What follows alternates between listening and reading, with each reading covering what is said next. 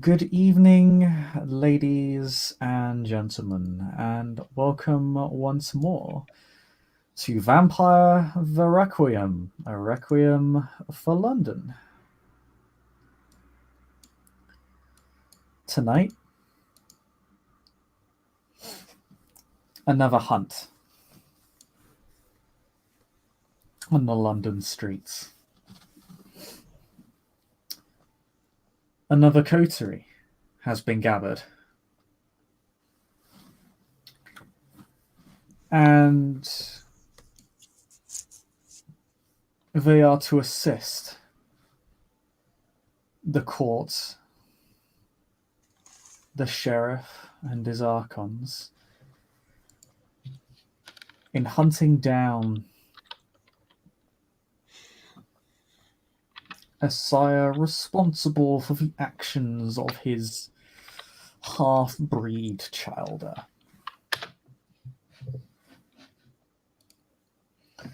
But they have committed crimes most reprehensible indeed. Julian T. Goodman and Natalia Belenko. You've both been summoned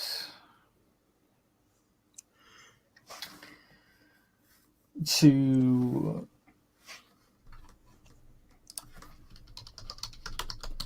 a warehouse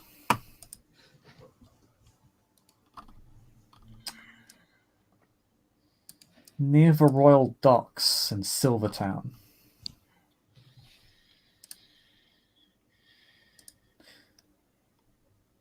Near the Thames Barrier Park.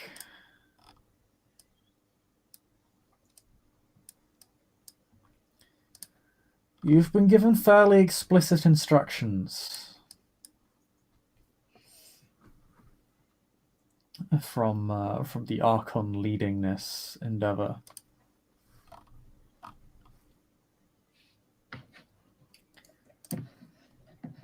Saturn Fane. You are to go to this warehouse in Silvertown.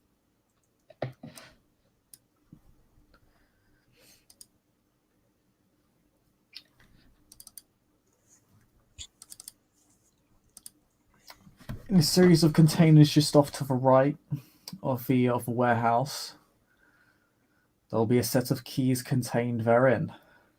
Those keys will open the warehouse doors for you. Once you navigate yourself into the warehouse, you'll find the one who will track down your target.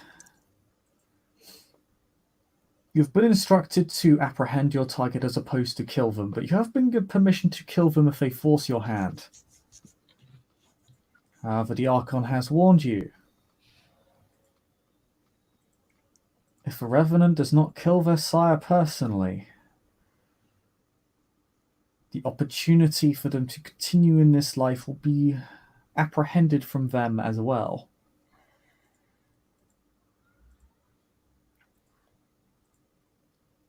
They are the ones that must cleanse the stain from their muddied lineage.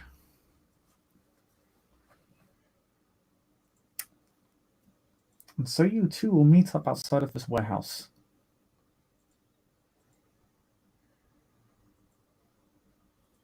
It is empty tonight. Security is absent. There are security cameras, but they're easy to avoid, and most of them are looking in very convenient directions. They are lowered, looking almost directly downwards, as if they had been turned off.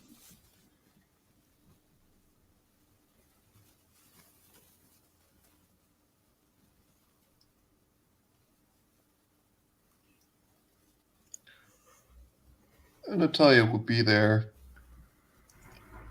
This is not normally the way, normally the custom. She's actually there ahead of time, maybe 10 minutes before they're supposed to meet.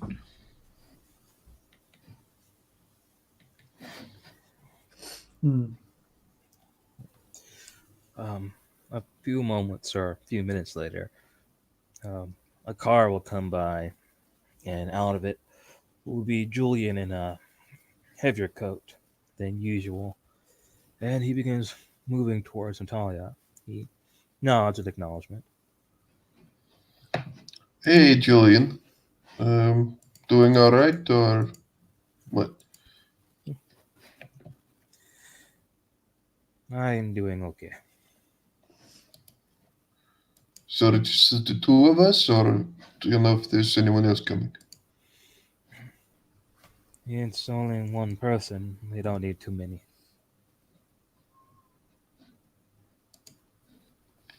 Sure, but maybe I'd. Right. You're right. It doesn't need too many. Yeah. That's yeah.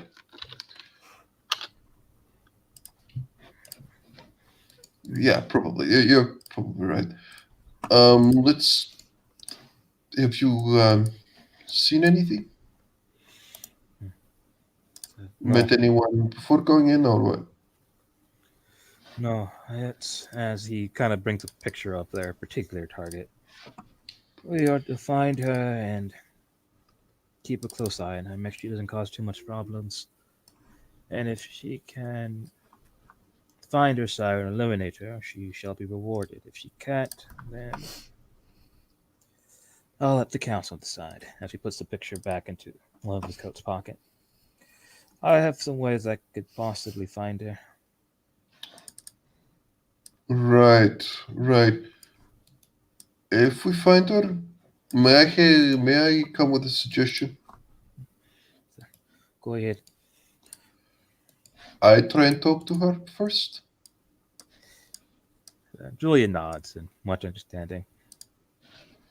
I'm not saying that you don't have great personal communication skills and all that, but you can come across a little intimidating. And I'm not saying I'll do a great job, but I'm just saying that perhaps I should at least try to, facilitate the communications and stuff. But we'll cross that bridge when we get to it. Do your thing.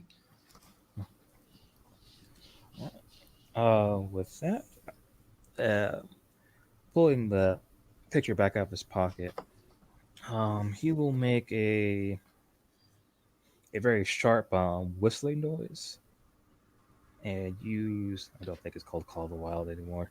What is it called? Sphero whispers. Yeah, Feral Whispers. And I'm trying to get attention of birds. That particular whistle. Yeah, there are birds nearby. A few pigeons land at your feet. Don't need a roll. Um,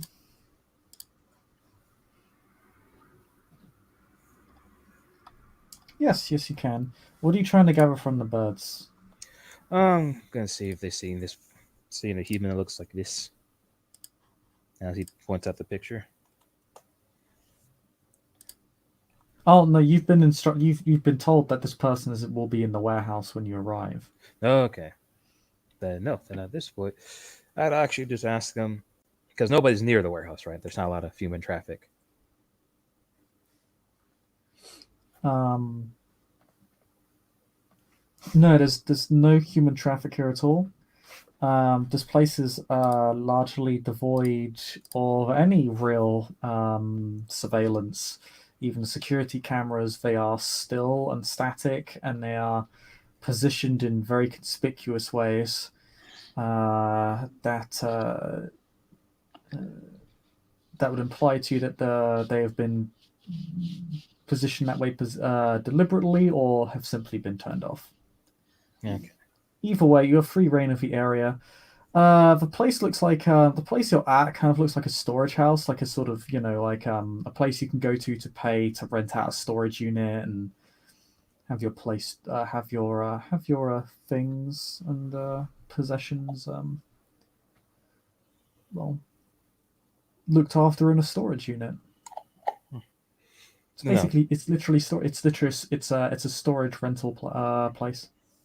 That I would just ask the. So, what's the name of this person?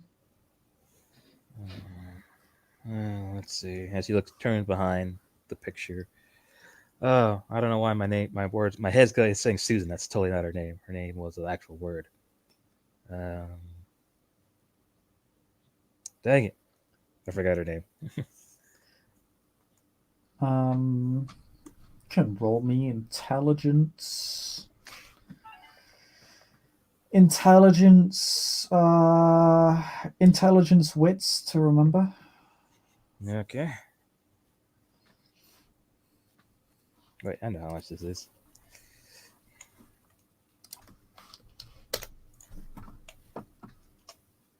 I got one. Okay, yeah, you remember this person. This person is called Tara. Tar. That was her name. All right. Perhaps you have a look at the door, and I'll be, I'll have a look around. How about that? Okay. Natalia is just gonna, walk around. She'll just look around, and she'll just say, Look around the "Hello." outside of the building. Um, No, inside the building. inside the building. Okay, so you've gathered the keys. You've opened up the building. You initially make your way to through the foyer into into the reception desk. Past that area,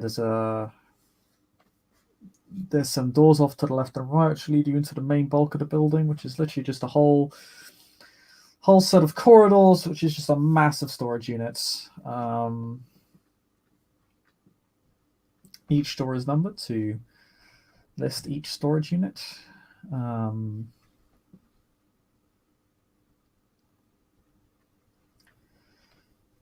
Your unit, the unit you've been told to look for, is 91A. Then it will be 91A. When that is more clear for Natalia, she is gonna say that to Julian. So they'll probably be somewhat close to each other, heading there. But yeah, she's gonna head to that storage unit.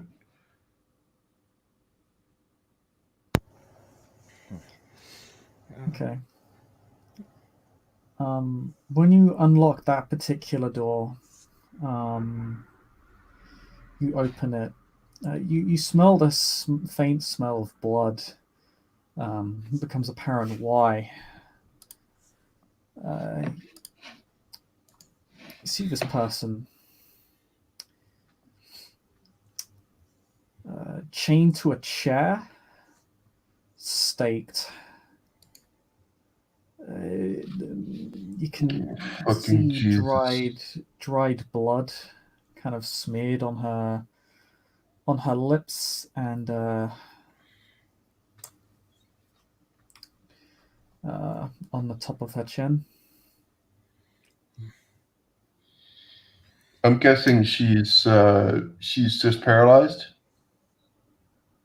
If you're Like, staked, you're paralyzed. Yes, you're aware of your surroundings, but you are completely is incapable her of eyes anything are else. her eyes open? Her eyes are open. Her head is just kind of it's just kind of lolling aimlessly. It's tilted all the way back. It's looking directly at the ceiling. What? Natalia's just gonna put a finger up and just say, "Give me just one moment." She gets in and moves Tara's head so it's normally so she's looking straight ahead, and she's just gonna say, It just kind of drops downwards. It's now just drooping. "Look, you can probably hear me, and I know you have a lot of questions, and this is a really fucked up situation, but please don't do anything rash or anything like that. I'm going to secure you so you're not going to freak out too much, but I'm going to pull his stake out, and the two of us are going to have to speak. So please don't have to make me do this again, okay? And she just looks at Julian and just like gestures to him to come closer, so they can restrain her if need be. He'll get closer. He'll comment, well, they are less human than I thought. The ghoul would have died from that.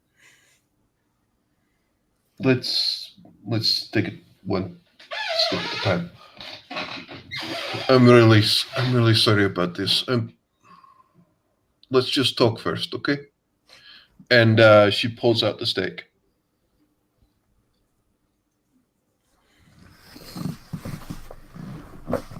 As you pull out the stake, the body bursts into life, and you are met with a sickening hiss. Her fangs protrude from her mouth, and she angrily hisses at you. Great. She falls over on the chair. The body just sort of spasms and wriggles, and it takes a good minute or so until it stops.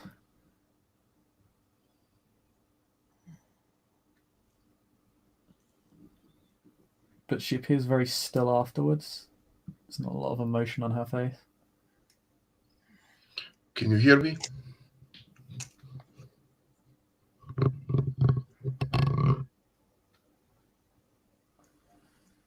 As she begins looking around, she appears dazed and confused and only half conscious.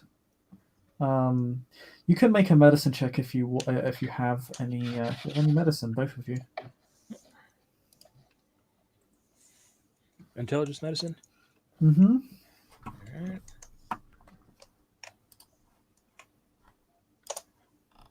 I got one. Okay. Remember, you can, whenever you roll a 10, roll another dice. He's dead.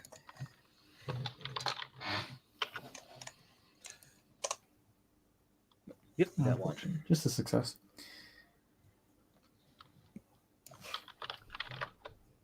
Remember, if you have no dots in medicine, you suffer a -3 dice penalty. -1 penalty. -3 penalty for mental rolls. It's not a mental. Medicine is mental. It's under skills, isn't it? Yeah, they all count as skills. It's skills, and then they're listed under mental, physical, and social. I think it's right. It's because Old World does them differently. Yeah. Yeah. Okay. Then Natalia's not even gonna roll. Okay. Julian, the state she's in, it's reminiscent of a couple of things to you. Usually the state people are in after fugue, after coming out of fugues, comas, fits, seizures. It's also it's common in people suffering from short-term memory loss. Usually in this state, people aren't fully awake. They're not fully conscious. It's quite a suggestible state people find themselves in. They're not all there, as it were.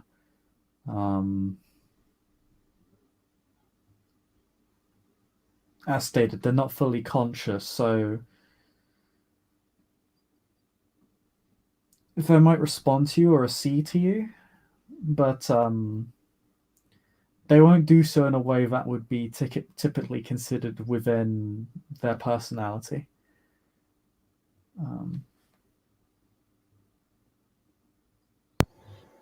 it's a very dazed, half awake state. So the person won't necessarily, and that's what resembles to you.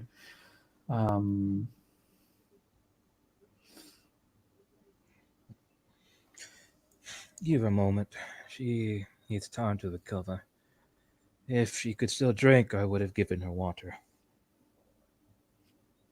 Yeah, I'm guessing she needs something else to drink. No, I don't need extra mouths to feed, so we'll just have to wait this out. You can attempt to because this is largely this is a mental state. Obviously, the mind doesn't work in the same way that it does neurologically, given that she's a kindred. But you can attempt some simple treatment on her, simple psychological treatment, just to kind of get her back into it, get her fully awake, get her more conscious more quickly. Okay. From your understanding, it would appear she's come out of a very heavy frenzy. She may have been in this state when she was staked. And she's Would only that now be? just resolving it.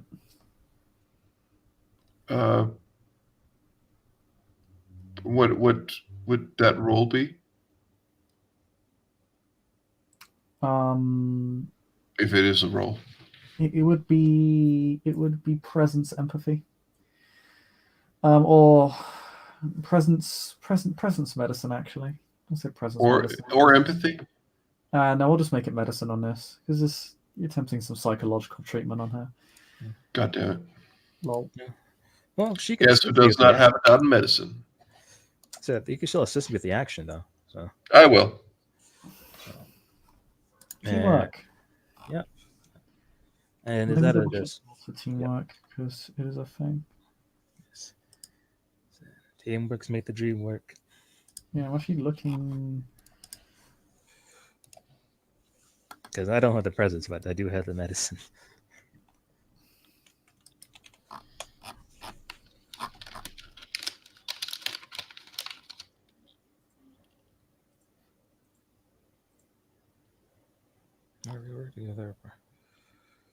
Anyone assisting the role, it was the same pool before the primary actor. Each success gives a primary actor a bonus die.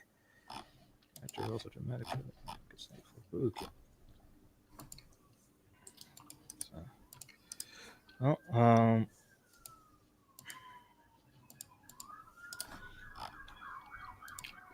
I found it on page 174. Yeah. When two or more people work together, one person takes the lead as primary actor. Anyone assisting rolls the same pool before the primary actor. Each success gives the primary actor a bonus die. If one of the secondary actors rolls a dramatic failure, the primary gets a -4 dice penalty. What is your dice pool? My dice pool would be, since I'm going to be using presence and medicine, it's going to be 4.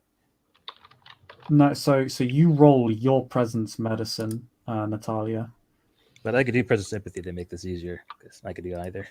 I think Yeah, my empathy it's a medicine check. We're gonna make it a medicine check. So okay. Now, would she still suffer the same penalties, or could she still roll her typical dice pool? she would. If you're untrained in something, you always take that dice penalty. Okay. Okay, so you just roll failure, which doesn't really impact. Oh no, that's Julian for some reason. Why do you roll a 1d10, Julian? Oh, that was the reroll for the 10. Oh yeah, you're right. My bad. He hasn't rolled yet. Yeah. Yep. Okay, yeah, Pete, just roll your presence plus medicine. Okay. Yeah, I'm gonna spend a willpower because else this is gonna get pathetic. Right, then I'll let you Don't roll. mind your willpower because you don't get it back by waking up every night. You can only get it back for your mask and your dirge.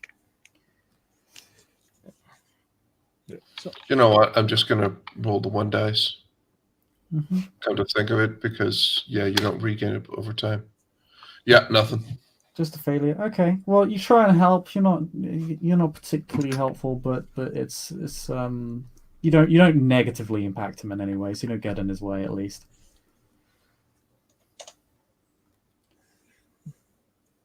Okay.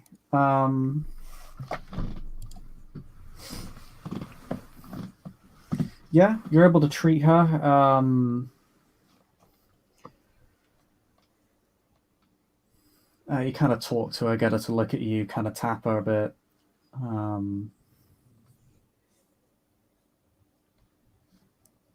Kind of get her body actually up and awake and moving.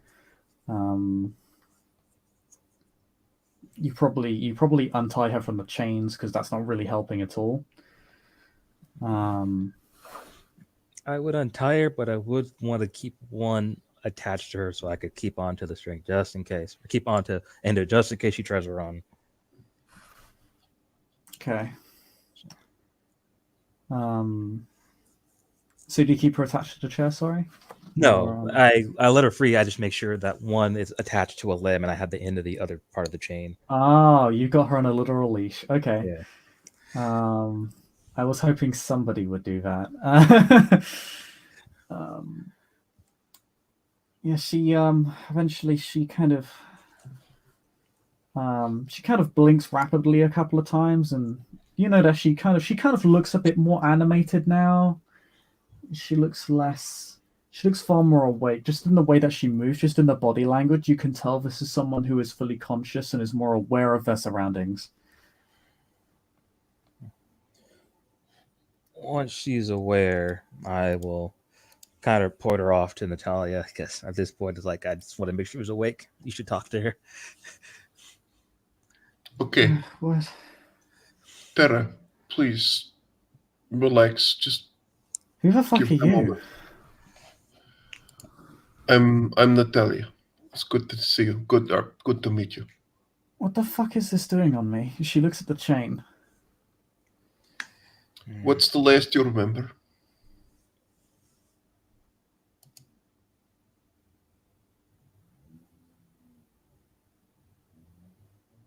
I don't really know. Like, I was in a white room and there was some faceless man in a suit. I can't remember. Who are you?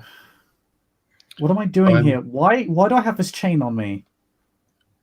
Because not too long ago you were, let's just say, out of control and tried to probably claw some people's faces off. God, I can't. Do you remember this being in your chest? Remember No, I anything don't. like that? No, I don't. Fuck, I can't mend that, or I see. So I'm probably gonna kill someone. We'll get to that, but God, you do remember to realize that things are a bit different, right? All of that.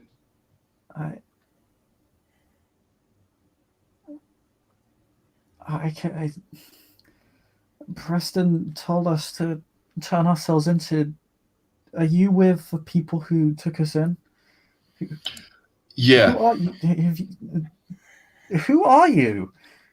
Wait. I've seen you before. She kind of looks at Julian. Julian just, though with the chain still in one of his hands, kind of waves it.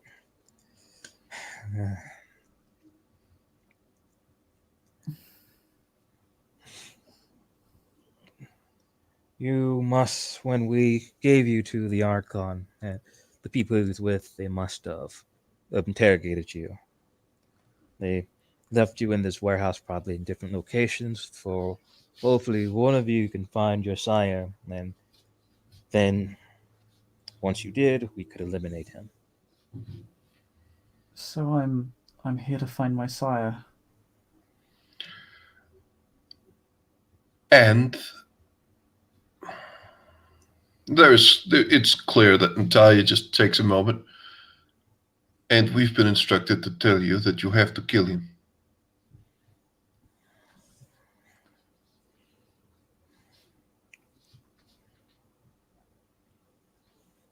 Okay.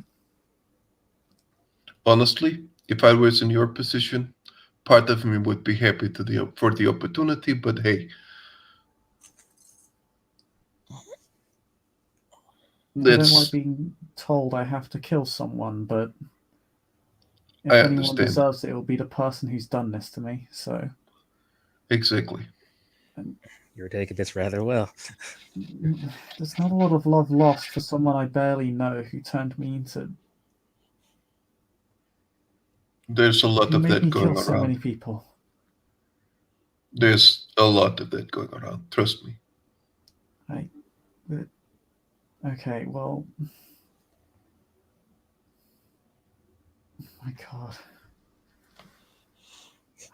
The main problem at least I'm worried about, is depending on what kind of person your sire is, he'll have possible line of control over you.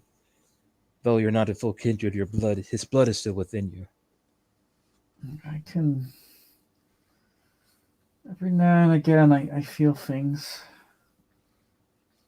The sympathy. She kind of rubs her wound. And then kind of licks her lips and the kind of the top of her chin. And swallows.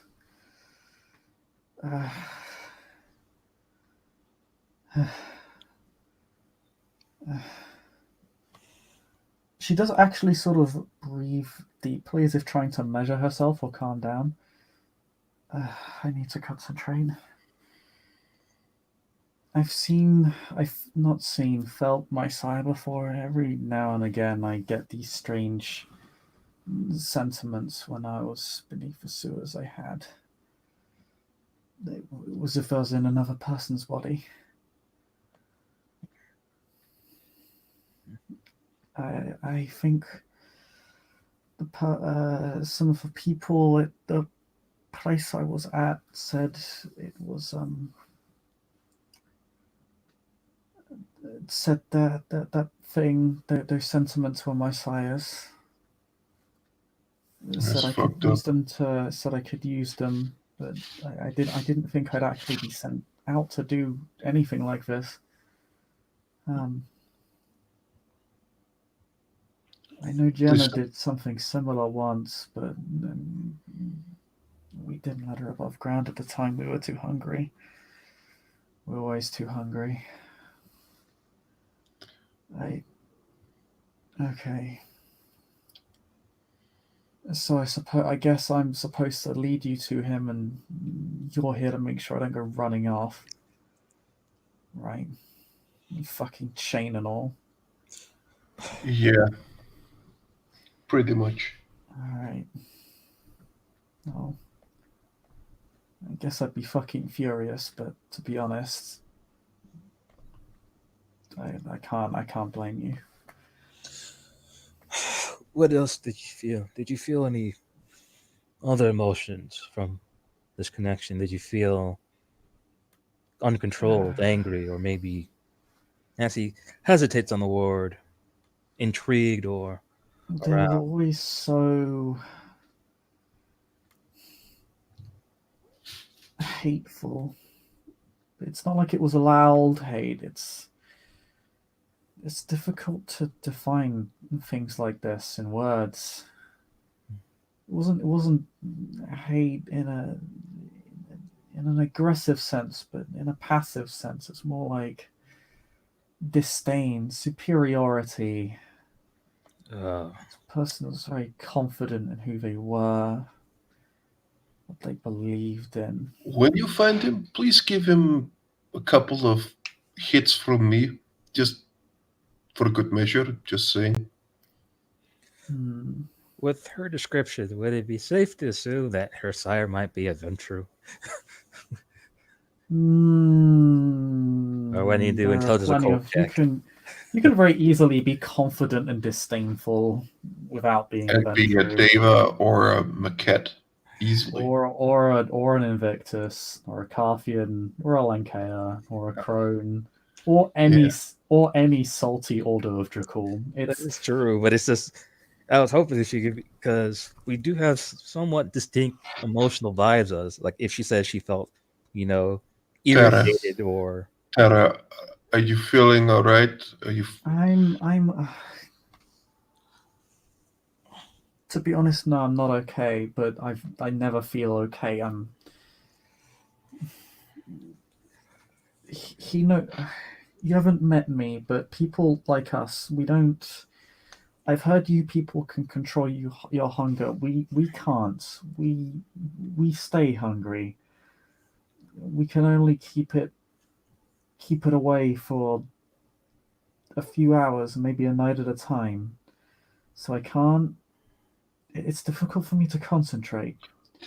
Maybe there's a way to fix it. I. It's really only two.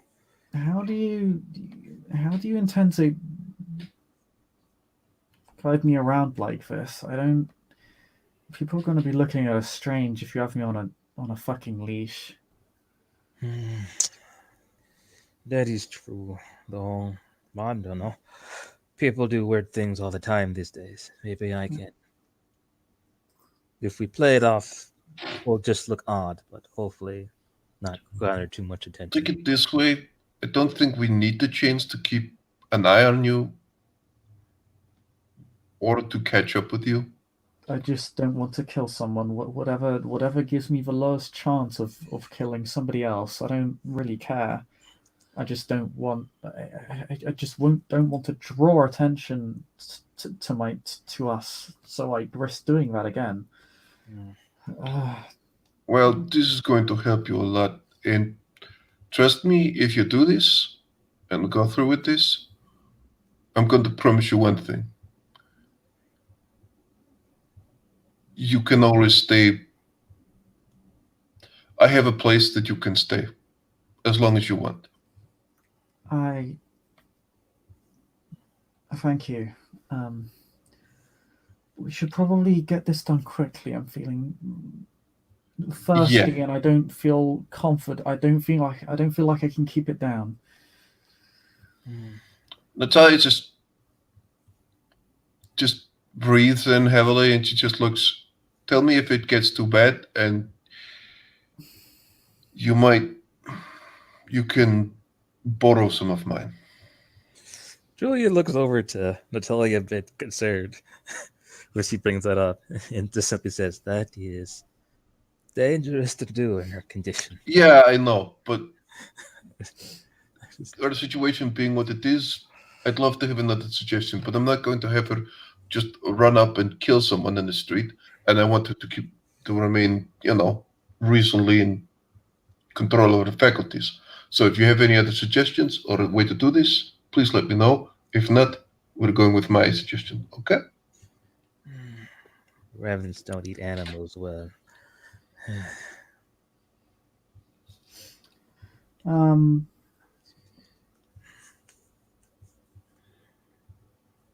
Hmm. she kind of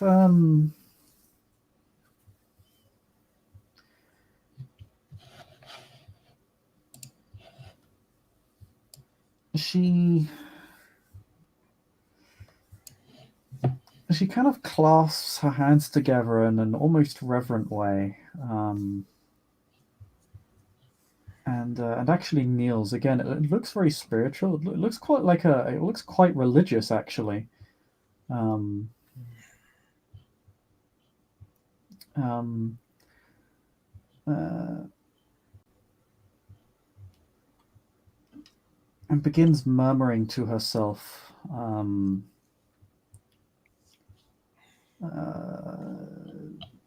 Begins speaking. You think Latin? Um, Seems to be some sort of prayer, um, or something. Maybe she's just trying to calm down. Maybe she's trying to steel herself. Um, but when she finishes, um,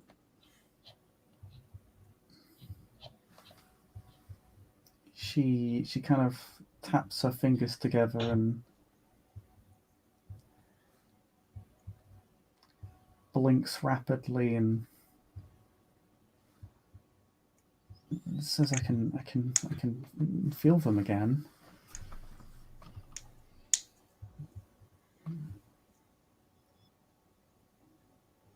I can.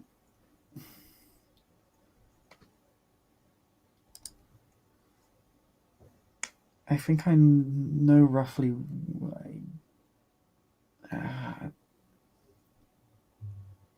I think you should follow me. I think that's what you're meant to do. All right. I don't. It's. I have to. I've always had sentiments. I haven't really tried to do it voluntarily before. It's weird. I feel like a magnet. I feel like I'm being pulled. Yeah.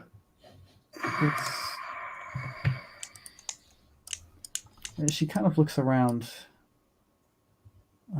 She begins kind of walking.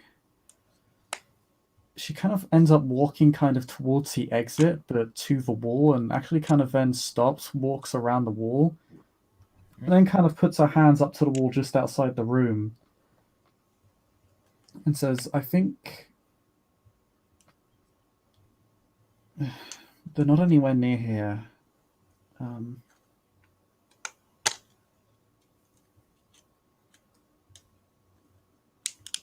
Do any of you have a car? I can call one. I don't want to take the subway. I can The understand. underground. Natalia will be quite close to Tara. She's not hugging her or anything, but It's they're not close to here. I can't tell right where they are right now, but I know the general direction. all right, let's get car.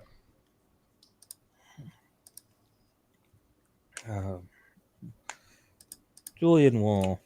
Well, he can't go too far since he still has a hand at the shade. Will bring out his phone and begin sending a message for a taxi to come nearby.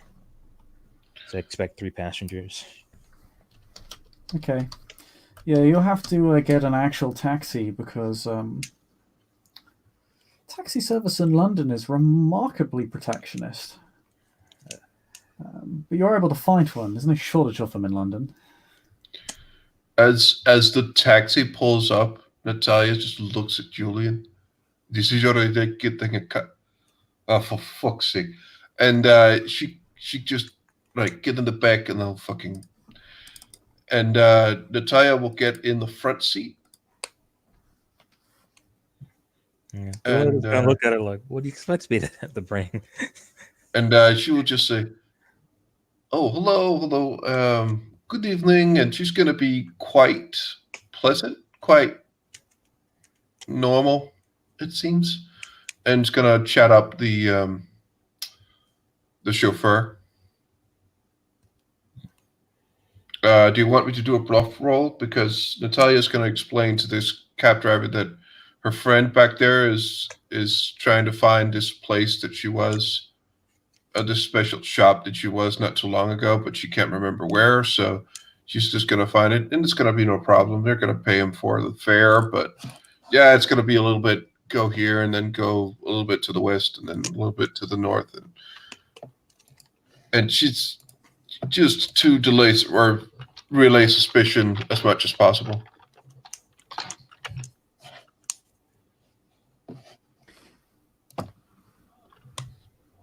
Do you want me to roll for that, or will it just be? Yeah. Roll to persuade him to kind of go on your ad hoc journey together.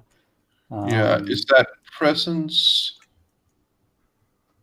subterfuge? Yeah. It'll be Persuasion? It'll be manipulation persuasion. Not presence. Nah, not really. It's never presence. You're trying to get him to do a thing, so it would be closer to manipulation, really. It's never presence, which just means I've. It is presence every now and again, just not this time. Yeah, and I'm guessing striking looks commits into it. Yeah. Striking looks will help here. That is 2 successes and 2 successes. All right, get in the back. You have a general idea of where you're going?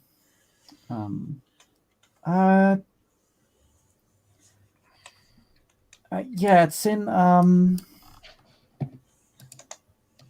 it's in the city. Like she kind of the taxi driver looks less than pleased at this, but she just says, "I like west of the city, like west of the city, you know, north of Westminster." Um, all right, what you looking for?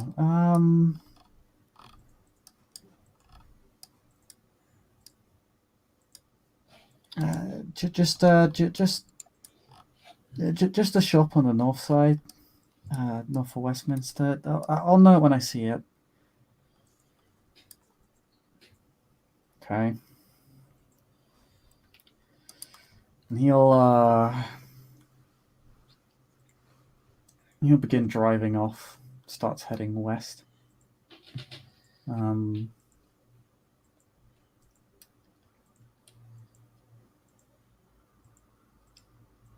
both notice that Tara seems to have her eyes on the driver. I will just kind of look over the Tara and go, and just kind of whisper like, "Hey, look at me."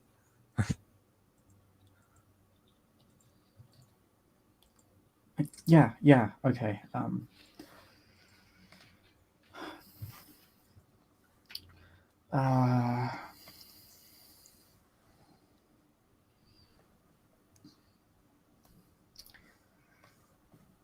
She kind of closes her eyes, clasps her hands together again.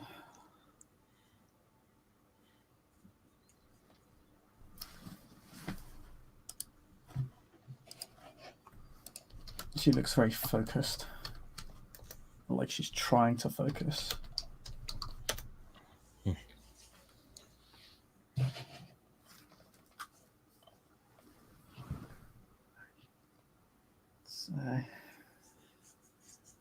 It's raining. I can hear rain. Is it raining? It's not raining in the It's not raining outside the taxi. No.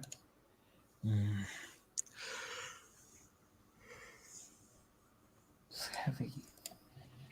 I can hear it against the windows. It's a thunderstorm.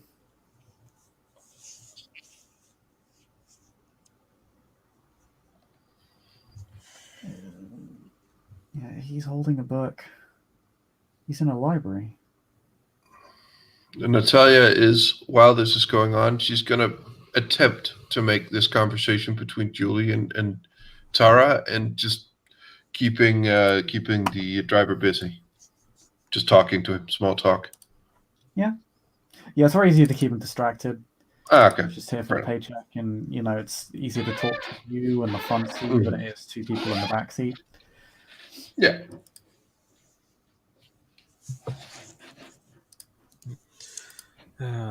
When she brings up that he might be in a library and it's raining, can Julie look on his phone to see possibly if there's other parts of London that's hit with rain? Yeah, you can. Currently, the places that are raining. Let's see. Oh, there we go. Yeah. Much of the west side of London is dry, and most of the south side has a bit of drizzle in on the east side. Like in Bexley and the like.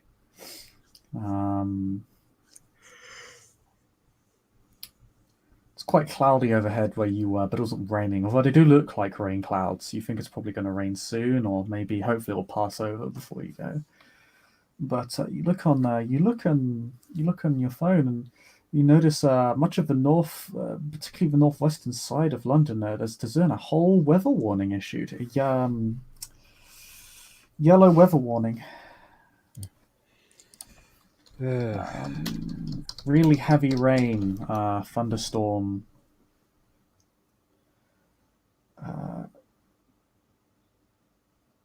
And And actually, when you focus on it, you notice it's actually just been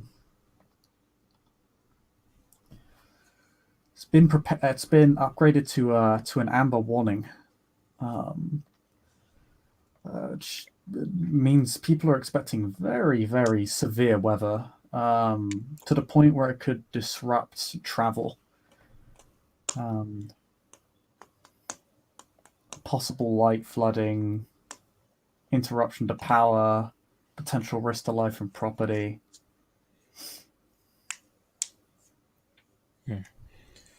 When I hear that or see that, I will kind of point out to Tara. Does it feel as he kind of points in that direction that way?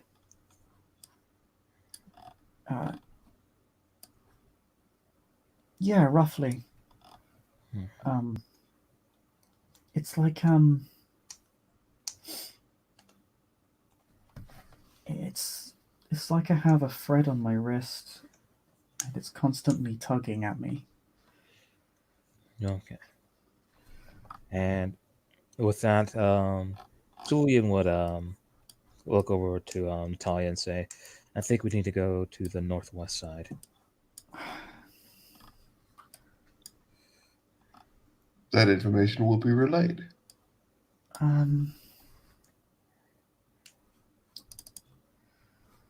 Oh, what do you mean by that? Do you mean Enfield, Brent? And when he brings that up, I will begin looking up just names of different libraries within that area. Oh, Of course, it could be a personal library. Don't know yet, but at least that's a start.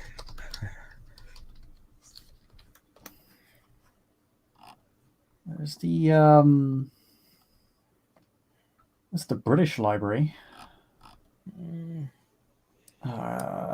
North of the city, just to the northwest of Clerkenwell, north of Westminster. Yeah, and that Julie would say, I think the place is near the British Library. Yeah.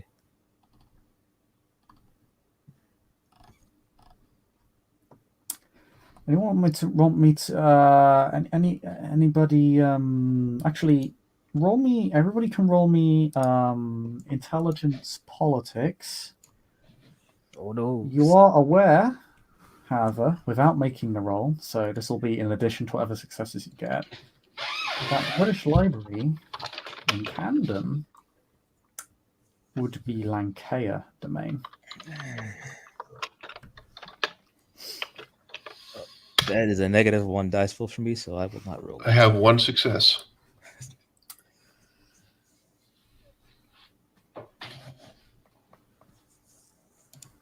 You know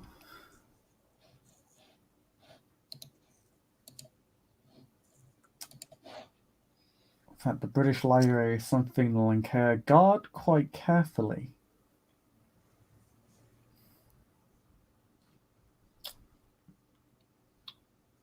Something they consider a place of great interest to them. There's something they've gone out of their way to announce to the city that anybody who goes there is not permitted to enter that part of their domain without their explicit permission as a covenant. Well, they can piss off. That's a public area. So You also know it is Camden is considered the bishopric of Janella Castile. That is the bishop of the Lancashire that controls Camden as a borough.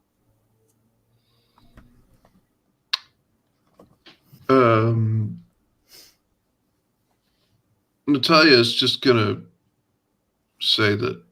Well, she's just gonna say, "Let's just go like through there and see if we find a place. We don't have to stop right away." Julia raises his eyebrow at that, but he'll let her keep talking.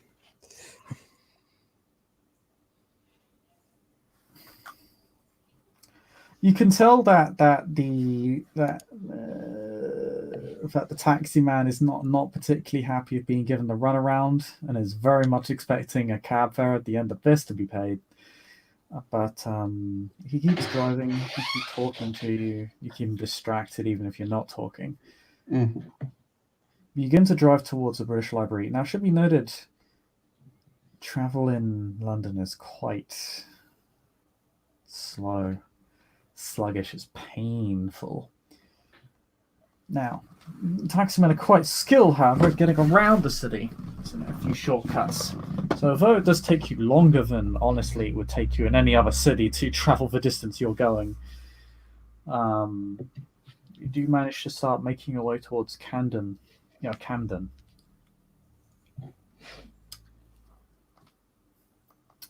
And you notice it does start raining very heavily. You could even hear the thunder outside. Things begin to slow down even more. The roads are like, it's not just puddles on the road, it's like a lot of the road has like a growing amount of water on it, like it's almost flooded. The drainage systems seem to be barely coping with the weather. People, there aren't too many people on the street. They seem to be largely trying to avoid the weather as well. Most people outside are either taking shelter or calling for cabs or heading towards the underground.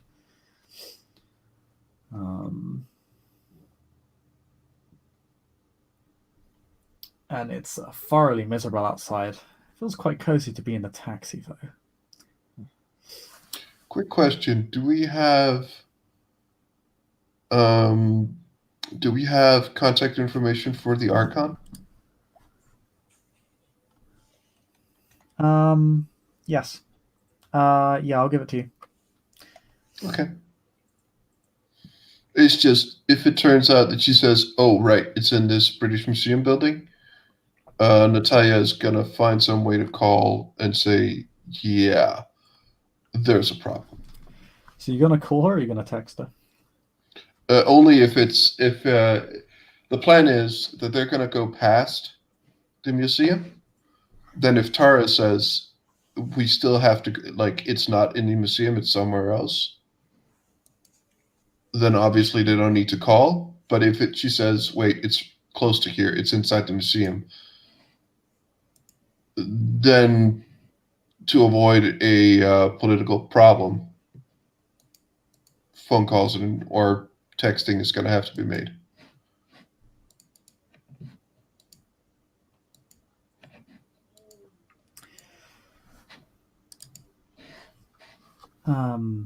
That's why she said that they should drive past first. Okay. You begin heading towards Camden.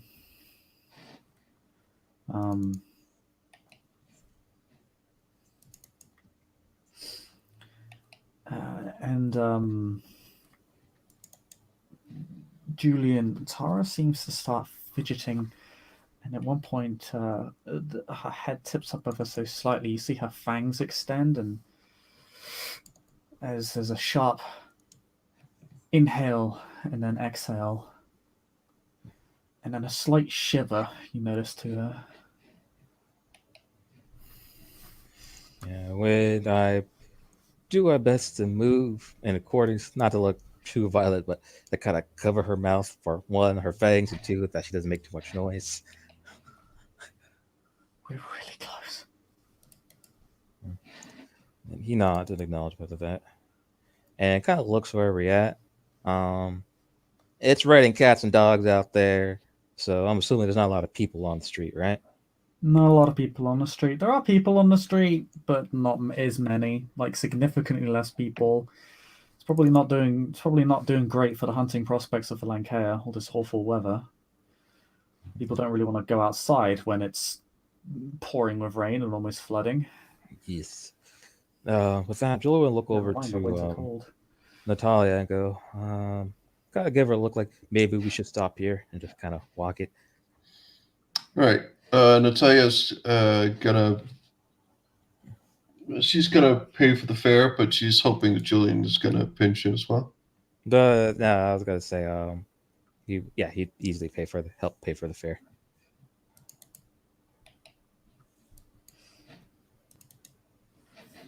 Okay, it's pretty expensive. You've been doing a lot of running around. Mm-hmm. Now I'm assuming I was gonna actually gotta do was because I'm assuming it's probably gonna be what, probably 70 or 80 pounds. Probably be a little bit more than that because you've been driving around multiple lanes for longer than normal. Okay. Taxi's already pretty expensive in London. It gets worse when you don't know where you're going. Jeez. Almost say it's twice as bad. But you guys have resources. You have the money to pay for it. It's not a big deal.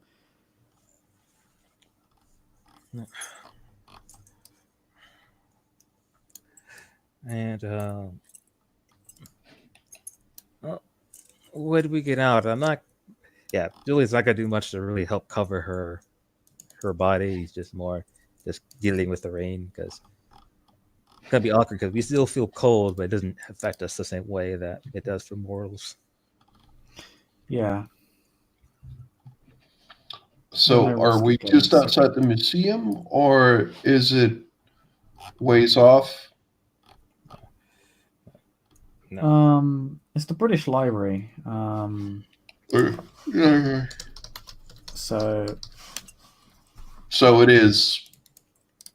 Fuck.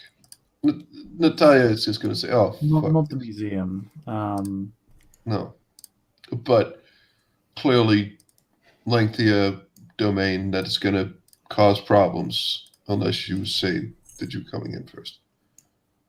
Great. Natalia's gonna find somewhere where she's in somewhat of a cover from the rain, and she's gonna send a message that they know where the sire is fairly close, but she's gonna quickly describe the situation that it is within a specific domain of a covenant, and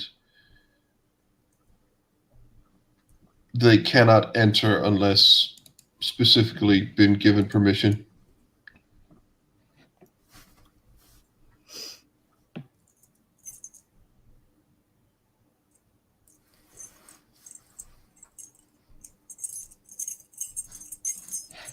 as you take shelter from the rain, you and Julian, you all kind of run into cover. As you begin to kind of get closer to you're within like a block of the library.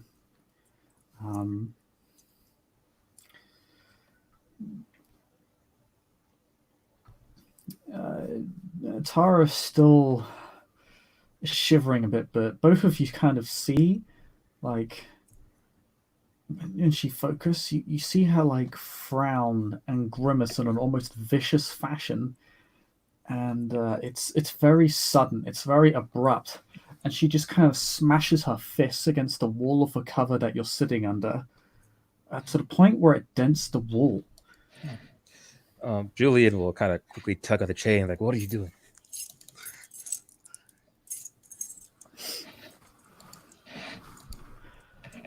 It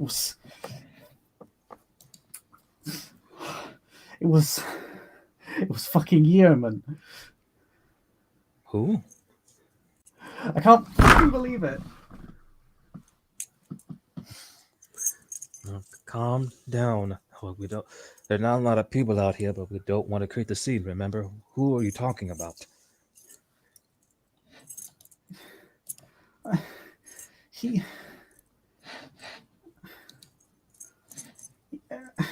he was my priest. I For fuck's sake. I went down to.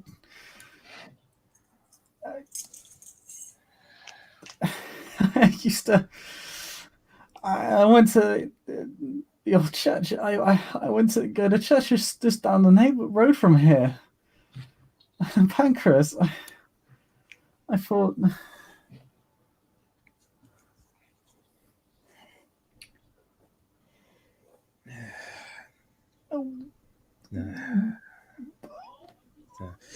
Yeah. When she starts crying, I can do that. you in a gesture, he's trying to do best to be as consolable as possible. He's pushing her to the toilet because right now, too much rage. Though he's not that mad because, well, that's what they do. Natalia's just she will look if there's a reply, but Natalia is just gonna hug her somewhat carefully because she doesn't want to get punched. But come here, just that's okay.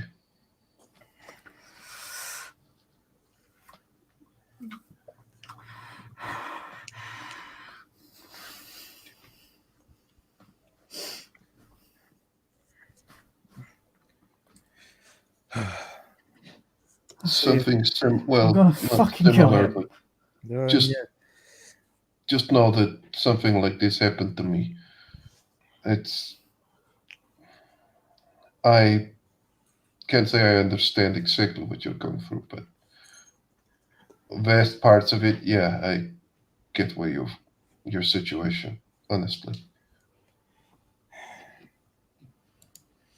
The Archon needs to know about this. We can't make a move on somebody not in their territory.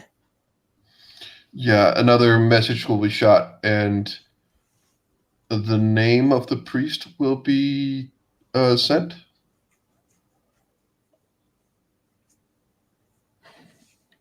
And that confirmation again that this person is inside a place that, yeah, we need some official acceptance that we can go in because, yeah.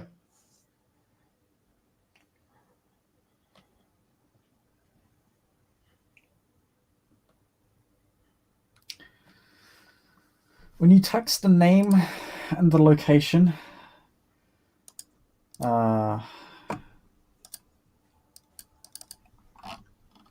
your phone starts to buzz.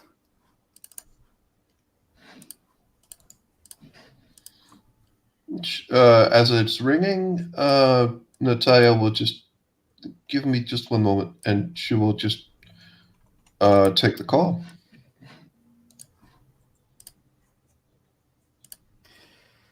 You better be goddamn certain about this. You better be real fucking certain about this. Because if you're wrong, heads are gonna roll. That's, well, that's what the, and she's just gonna just walk a little bit away. That's what Terra just said. It's her priest. Apparently, she went to his church. She just said it, and she's very close. I'm guessing the blood sympathy might be strong now. You're absolutely certain it isn't anywhere else further to the north? Could be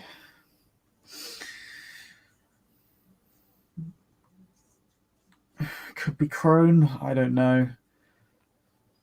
I'm quite sure she's Catholic. I heard her before this. I heard her pray in Latin.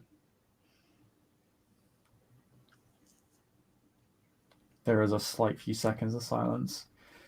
You realize that you realize there's a Roman cult in the city, right? Look, speaking Latin isn't exactly our thing. It doesn't exactly belong to us. But you're right. Where are you right now? And she will give approximate, like how close she is to it.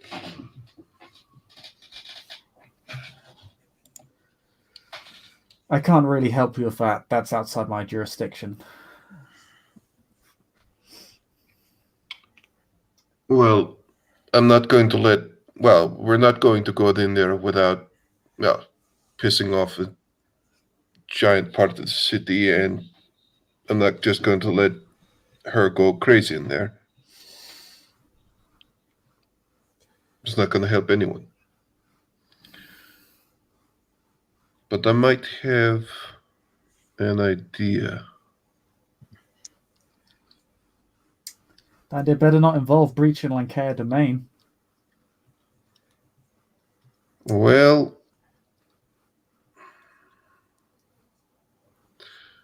I'll keep you posted.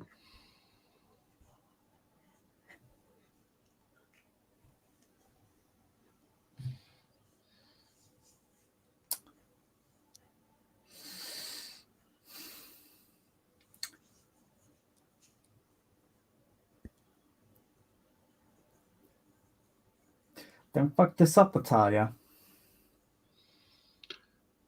I won't, she says, not very reassured. Phone goes dead. Fucking, this is going to...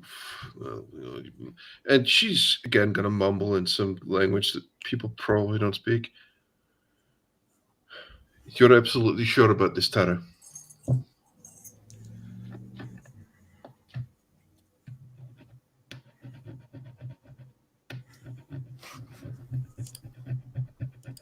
110%.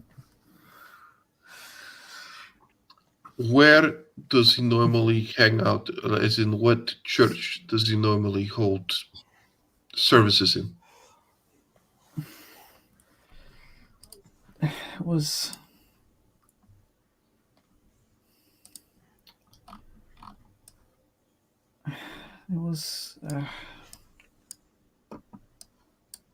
It was St. Pancras' church. It's an old place.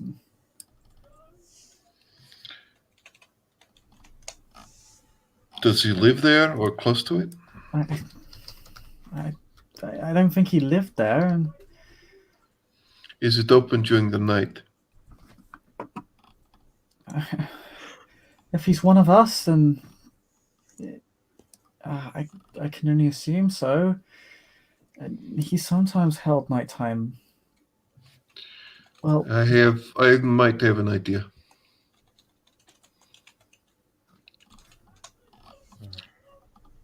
That idea would be what? Either one of us goes and tells that we have information about Terra, or Terra there goes to this place, to where he normally hangs out. Someone is going to call him. He is going to come there, and then we hit him there. Julian shakes his head. I'm too hungry, and he'll open up the jacket, and you'll see where bones are not piercing through the skin, but they're pushing against it quite literally, and there might be a bone piercing out one of his arms. I'm a bit too injured for a real fight today. It's Terra that's going to do it. I mean, you heard the orders, but we can't do it here.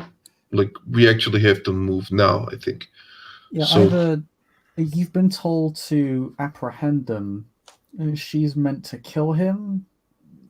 It's a bit unclear whether she's meant to kill him when you apprehend him, or whether it's meant to be a whole show that the court intends to hold. But if you're intended to apprehend him, Okay. it's kind of there is the implication that maybe this is meant to be public. All right, great. That's super. Let's go to this church first. Because around here it's a problem.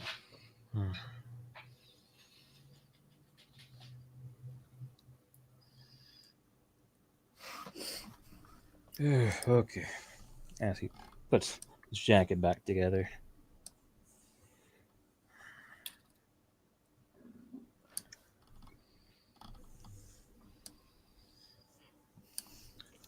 Yeah. They're gonna make their way to the church.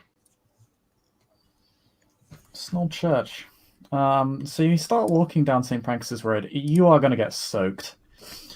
Yeah. It's absolutely torrid outside. Is this still within domain? Yeah, it's still within Camden. So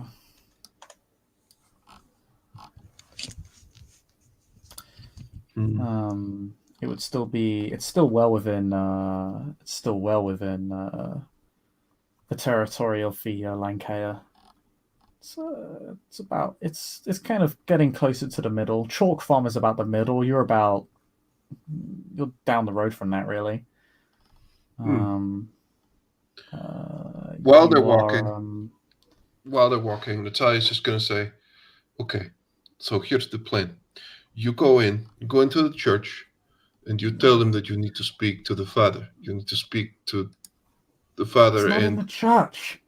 I know, but you're going to tell him. Trust me. Someone is going to know, and especially if you hint, don't say anything outright problematic, but that she has you're hungry and you need him, and something like that, he will know that this is serious, and then you will tell the person that you need to meet, and Natalia is going to give an address or some place that is going to be outside of the domain, as in some way away from the church, but not that far.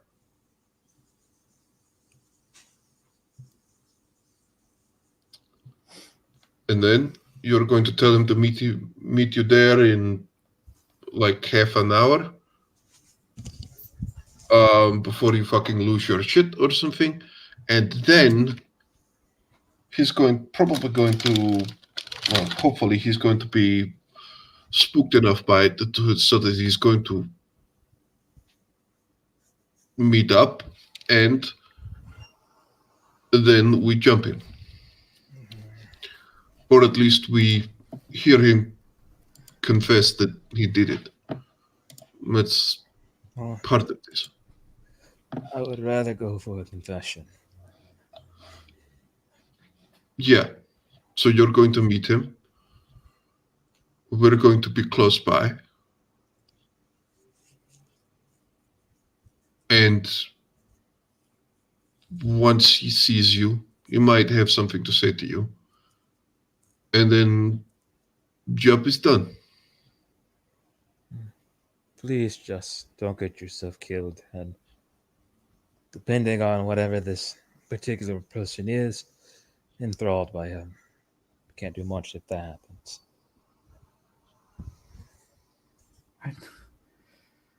Okay, what address? Where do we want him to meet? It's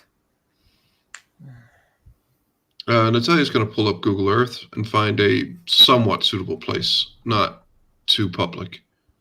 well, Camden's pretty big. Could have him meet in Regent's Park. That Just sounds outside, just to the west of Camden Town. sounds like an idea. And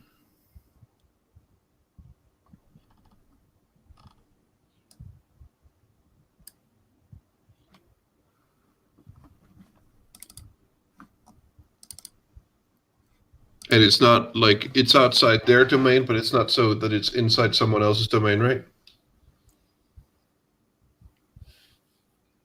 'Cause that would be the thing, right?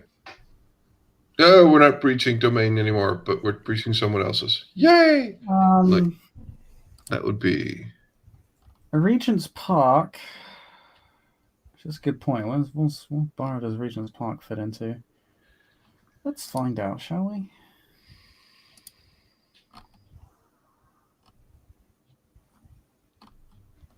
Let's. So that is.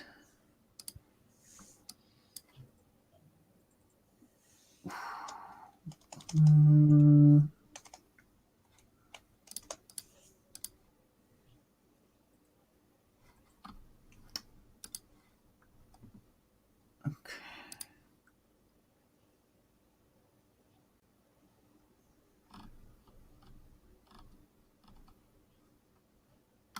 Oh. So Regent's Park fits within the Borough of Westminster. Invictus domain. Fortunately, one of you is actually an Invictus.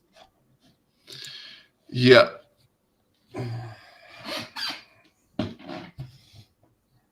So if I did this would not be a problem, right? Unless there would be like a masquerade breach or some shit. The Invictus runs the city, and you're ultimately working for the city. It's far less likely there'll be an issue unless a specific kindred had claimed Regent's Park as their own. But you're not aware of this. Right. Okay.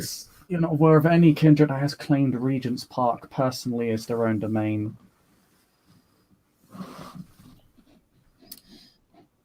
But if the ST is a dick, I know who has. No, it's fine. Yeah, that's going to be the plan. Okay. She's gonna instruct her as how she's going to meet up at the church. She's not going to like. She's going to say some things that are going to raise some flag or red flags for certain people who might be there. The hope is that they will call the priest, and then she will say to meet me at this park. I don't trust this place. I don't trust anyone. Come meet me somewhere where I can see you. Something like that. Which, let's be honest, Tara's not going to have too much of a problem faking because she is pretty much freaking out at this point. So it's probably going to be somewhat persuasive. I'm not sure, but I'm just guessing. And then we are going to be there and hear it. And Natalia is going to have a phone to, or she's going to have one of her recorder. And she's going to record a potential conversation if it works. But then again, that's assuming that it works. Okay, so you're going to walk up to old St. Pancras' old church. It's an old church. We're going to stay somewhat in the distance because now we're going to walk up with her. You're not going to walk up with her. We're going to stay and be in the vicinity, but it's not like the three of us are just going to walk up and be like, hey, we need to, because it needs to be her alone. So. Remember, one of you still has her attached to a chain, which looks exceedingly strange in public. Yeah, if the idea we're doing this, I would remove the chain. Yeah, you've already been getting a lot of weird looks from the few people that have been on the street. As they're doing it, Natalia is going to try and like impress upon Tara that we are in this together, and she needs to keep it together, and they're going to be able to make up for a lot of this shit in time, but right now it's a shitty situation for all of them, and nothing is going to be solved by her just running.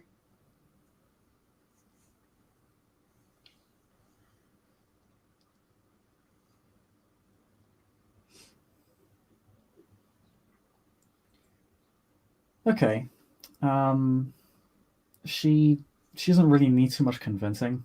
You've led her this far.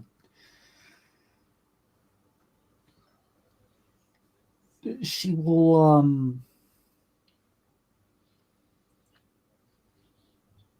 you guys begin to walk up to the church. You remain in the back, you remain away, out of sight. I'll actually use obfuscate 1. Okay. You effectively vanish. It kind of exists like there's a sort of fence and then a hedgerow, and it sort of has its own little green terrace. It's almost like a tiny park in a way. It's almost like it kind of, because it exists kind of within its own little green circle, kind of segregated from the city streets. She begins to walk up to the main doors. It's not a particularly glamorous looking church. It's quite small. Has a little clock tower. Again, it's not very tall. It's about 3 floors high. The clock itself. The church itself looks no larger than, it would be one large hall with a high roof. 2 stories tall, but wouldn't actually have a stairway that leads up. And she begins banging on the doors.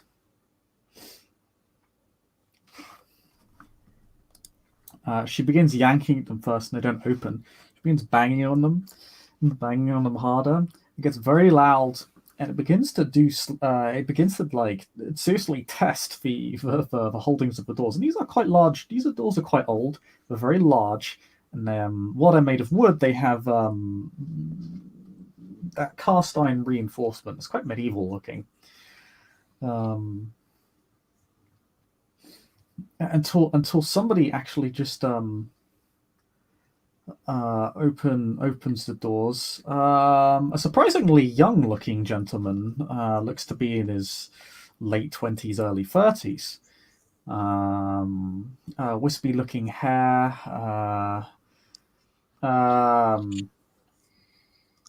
Quite looks quite healthy. A quite wiry-looking man. With a faint stubble, and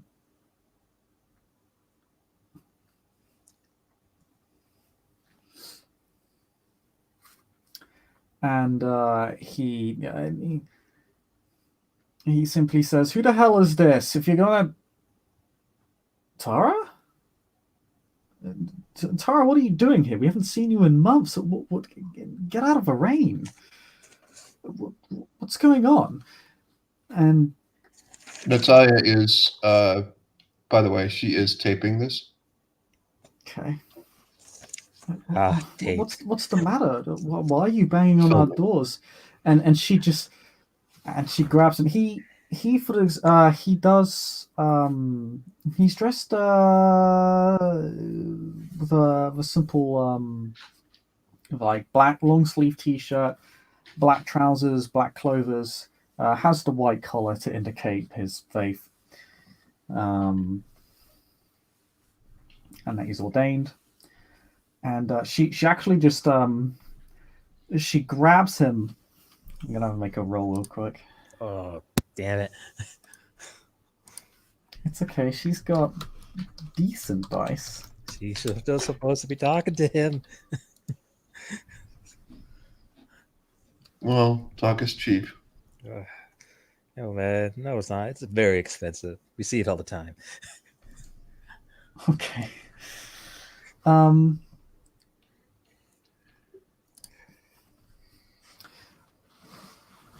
She grabs him and says, "Francis, I need to speak to Yerman. I'm lost, I'm alone, I'm hungry, I need to speak to him, and I don't trust anyone else to talk to right now."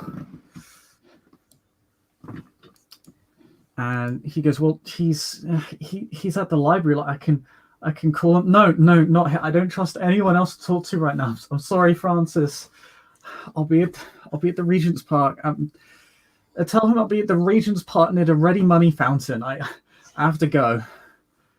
And she kind of violently pushes him away and begins running off in the other direction, leaving a bewildered priest behind, who does call out to her, very concerned.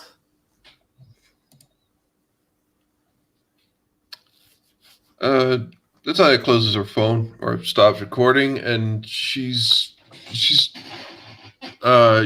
will just begin to follow close by. Okay.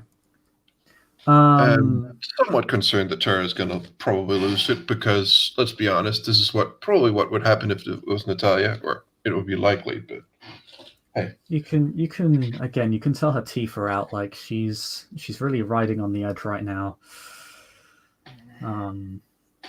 You can tell she's extremely tense. She's angry. She has that look of hunger in her eyes. Julian, you recognize this specifically because you've been through this. You're kind of going through this in your own way. You aren't exactly full yourself. You know what this looks like. You know what those eyes entail. She's been storming off in the general direction of Regent's Park. A little while later, as they're getting into Regent's Park, Natalia's just going to come up to her and just going to say, Tara, are you okay? Well, dumb question, I know. Come here. We have to do this soon. And they're going to go into some bushes and something where they can't be seen. And Natalia's just going to open, and she's going to just say, I can give you some of mine. It will take the edge off.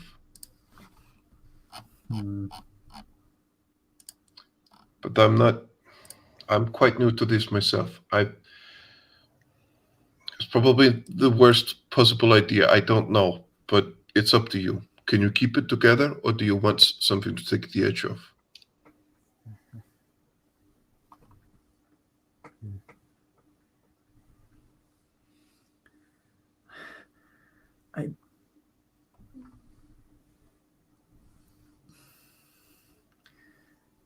I don't know. It's either that or stake her. She can't talk if she's staked. I'm not. No, we have to do this tonight. I don't even know if we'll get another shot at this. Do you know if I'll have another chance at this? No. I don't think so, no. If we can prove that he did it, then we can just let the council deal with it, and we don't have to put our hands on this any further. That's what we really need. Yeah. Look, I got a good feeling. I think you can do this. But what you can't do is lose it. And it's hard. I know it's very, very easy for me to say, but I'll deal with it. I'll deal with it. It's fine. right, let's get ready. And Natalia and I'm guessing also Julian's gonna find someplace close where they can film. Yeah. At least. I assume Natalia will enter obfuscate. Yes, she will. Okay. I'm just gonna double check the specifics of that.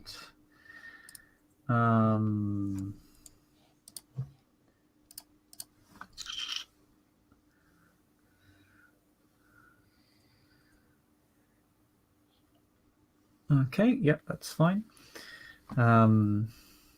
You just fade away. Nobody really notices you anymore. Julian, you're gonna have a bit of a harder time with it. You don't really have the particular. You don't have the Maquette's power of invisibility. So you'll need to find a place to hide, and I'll need you to roll me a either wits or dexterity stealth, whichever is your highest. Well, To find a place to hide and remain quiet. No. And then the miner might forget if he had Protean 1, this wouldn't be a problem. But I made my bed. I'll sleep in it. Okay.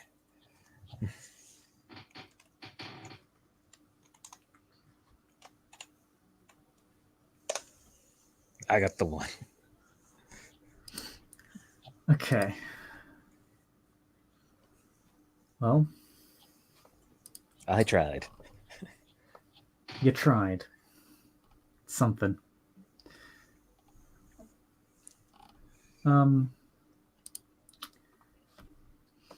About half an hour is going to pass. During this time, you make it to the Ready Money Fountain in St. Regent's Park. It's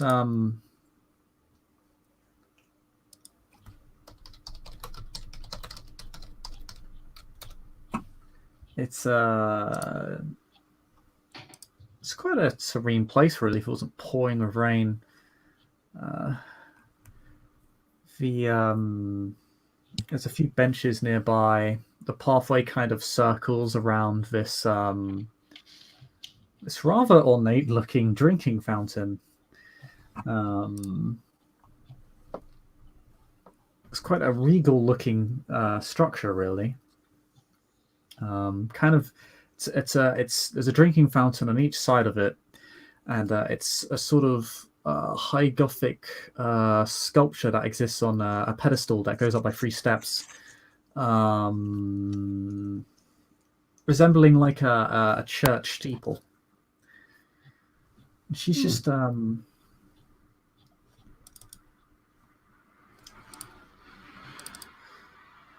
she goes back to murmuring to herself.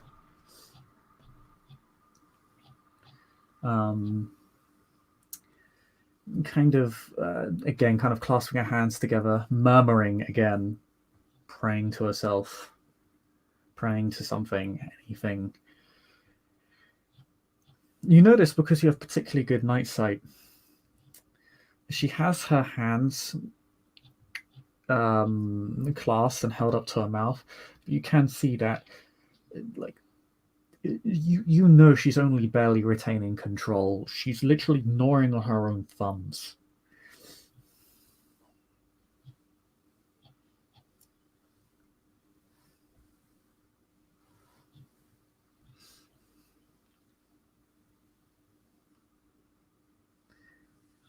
But she doesn't lose herself to her environment.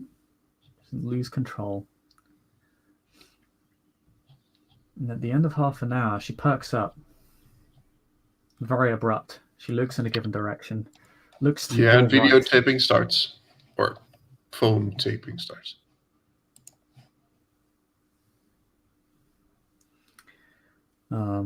As you see this man approaching. Pale skin. Very curly hair that kind of falls to down to his down to the upper end of his neck. Has bags under his eyes. Looks like he's perpetually tired. And although he looks calm, collected, and quite concerned as he walks towards Tara, it's almost as if he's unused to it. It's almost as if he's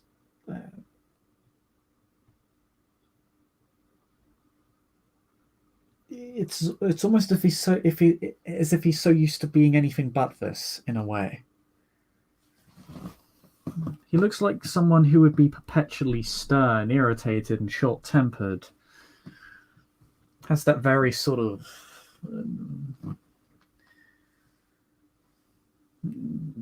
has that very angry sort of looking face. Has those creases in his forehead. Sharp eyebrows, piercing eyes.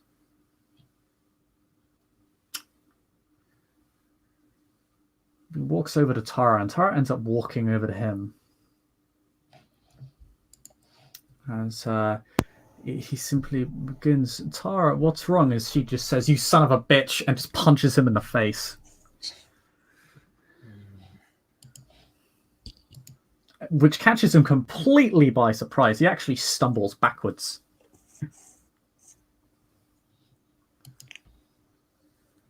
As she simply yells, you turned me into a monster. I fucking killed people because of what you did to me. He quickly regains his composure and looks extremely shocked at this accusation, at this revelation. And says, what on earth are you talking about? What is this madness? As he gazes upon her fangs.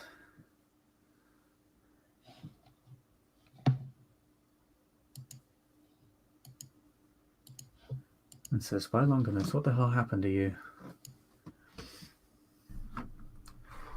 And she says, you did this.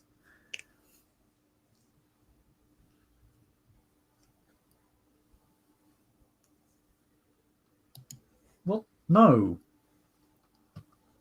You went missing from church for months. I haven't seen you. We thought you'd moved on. Whoever made you this is someone entirely different. You must have a sire, yes?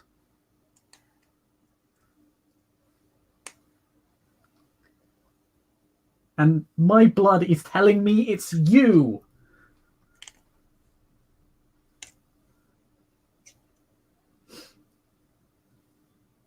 You killed me. I died in your church. I remember that.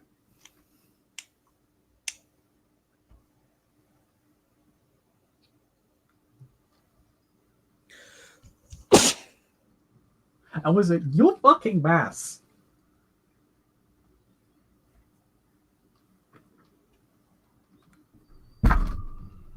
I thought it was anyone but you. I thought of all people in the world, only you couldn't do this.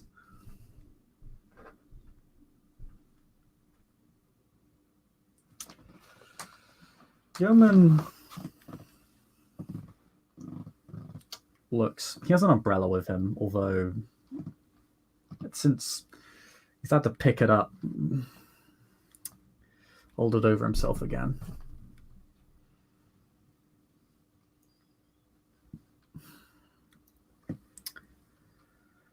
And his expression changes from one of concern to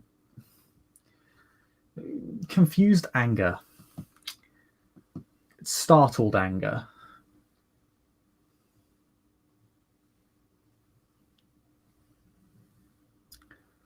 Look, whoever has done this to you has committed a grievous sin, but I can assure you it was not me.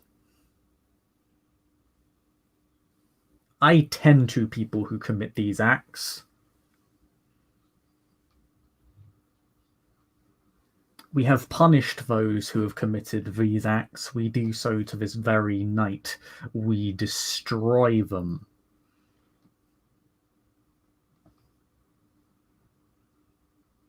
And frankly, I would never have wasted my time embracing one such as yourself. Do you even know what the embrace entails? What it is to give of yourself to embrace someone? Can you even comprehend the meaning behind me embracing someone?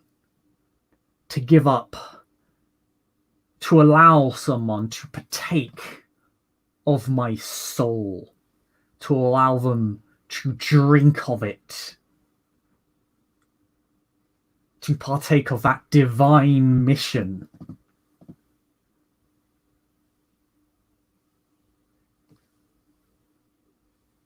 That in your ignorance you are currently spitting on.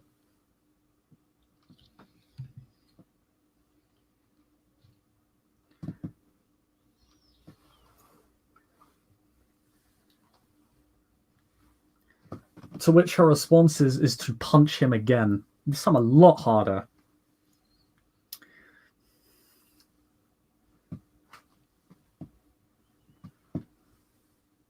As she says, "Fuck your soul, I'll take your blood."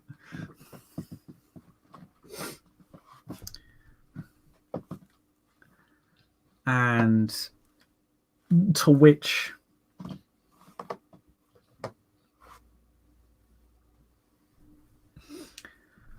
human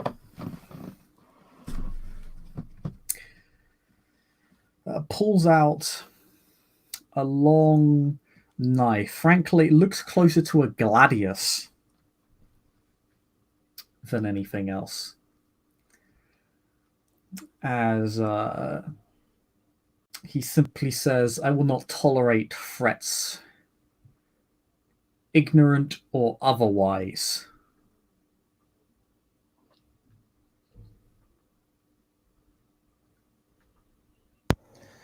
Yeah, Leave now and do not darken my doorstep again."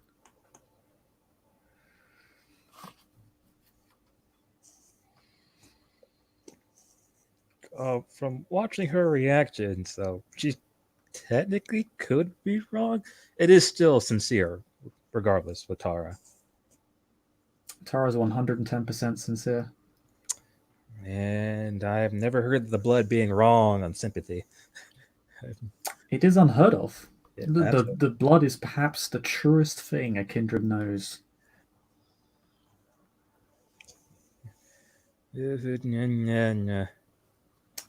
But she actually tears the bench she was sitting on off the floor and says, "I'm taking you in." God damn it. When she does that, because Julia does not want to fight, he will just kind of come out and go, Tara, don't.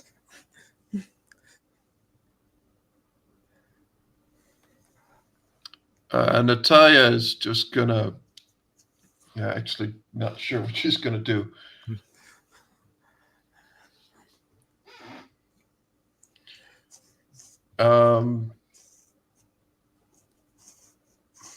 To which, before you jump out, Yeoman simply says, "Oh, now vandalizing public property. How the embrace has changed you." And then he turns to you. He recognizes you as a kindred. The beast knows another beast. The beast knows its own. He says, "Who are you? What is this?" Julia will begin to move close to Tara and more try to intercede between him and is it Yerman or Herman? Sorry. Gilman, I think. And he'll state she also like, I am an observer. This revenant has been on our streets and killing people for several nights now, and her blood brought her to you. Well, then she's clearly lying. The blood does not lie, and you know that.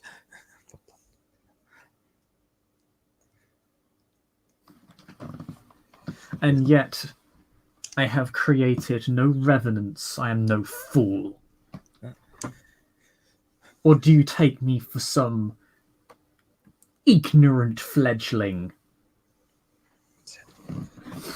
As we all both know, the state of revenancy is a weird and mysterious process. I am not saying you did this on purpose, but maybe in a moment of passion that this happened. I don't know. And we have few ways to confirm this. I am not bringing forth judgment upon you, but we need to know.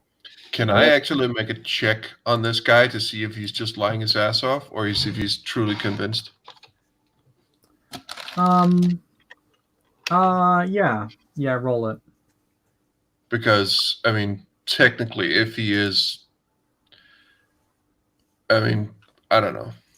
Would Auspex help with this? It wouldn't, right? We could ask the question, right? What is your level of Auspex? 1.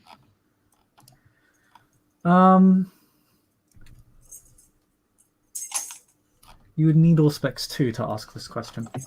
Fair enough. So what do I roll? You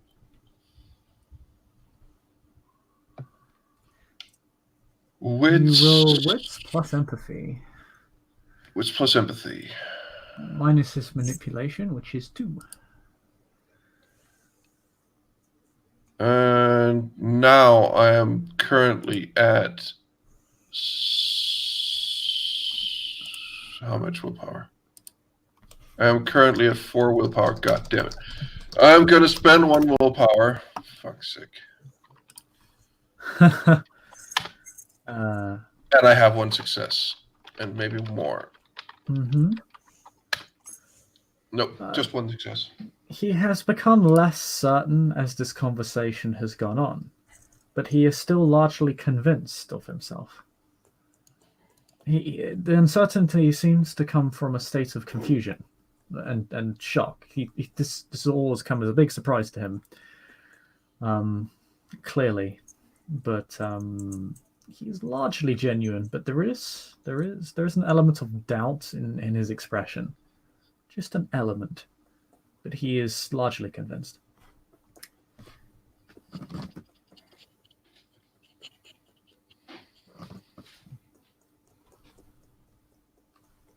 How's Tara reacting to this right now as I intervene? Tara has a metallic bench and is ready to cave it in on this guy.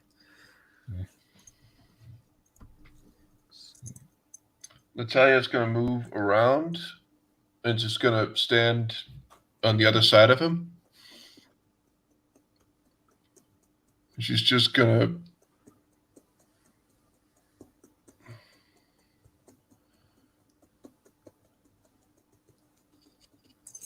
she's actually not gonna say anything just yet.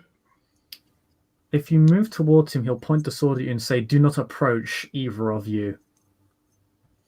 Oh, okay, yeah, but well, You are wildly out of line in this. the blood does not lie. Neither do I. But perhaps you're mistaken. Or perhaps do you have any blood siblings? Anyone very close to the blood than you who is also in this city? The blood sister, yes. Both of you would know that even though close siblings are actually 2 steps removed from each other, their blood is likely more unique than the child and the sire is. Oh, okay. So it's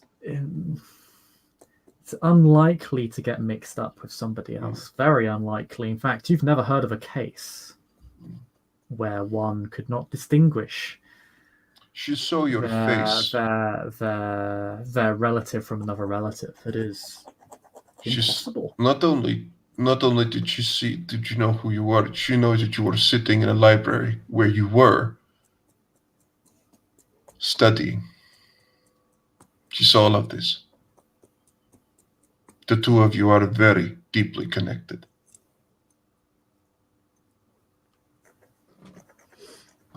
And it is clearly some form of mental manipulation. It wouldn't surprise me if a maquette was involved. They are capable of this. Aye. Then it is a situation we need to solve.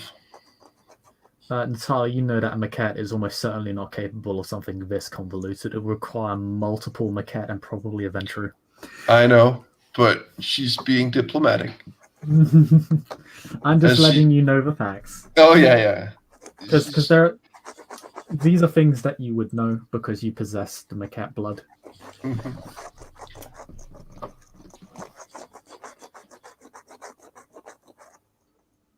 We're going to apprehend you. Again. We're going to have to ask you to come with us. I will do no such thing. This needs to be resolved. You have manipulated and tricked me and had this revenant half-blood assault me. I shall not tolerate this. I am leaving. Then the Archon will be speaking to you sometime tonight or the next.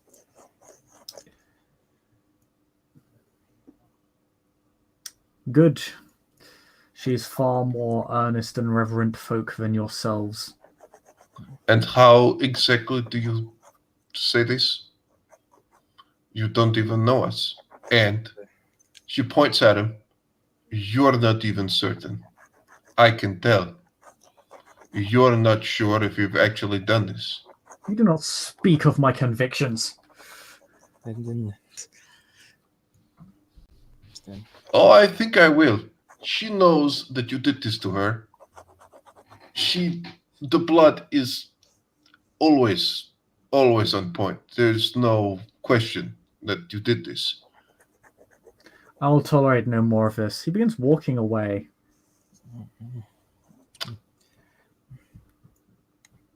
Tara's going to cave him under a bench. Okay. No, I grab her like, no. No. This is... Yeah, I mean... You want to make that a roll-off? Because she's going to fight you for it. No, I know she's going to fight me for it. Hey, no.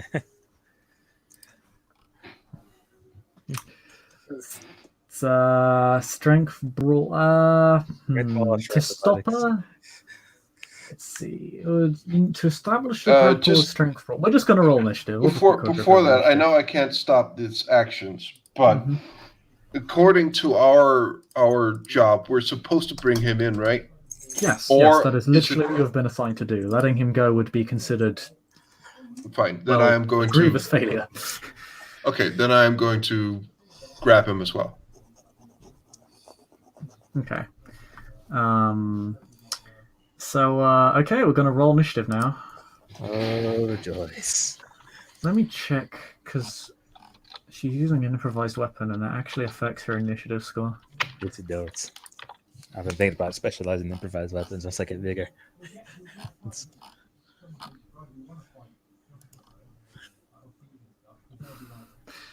Um,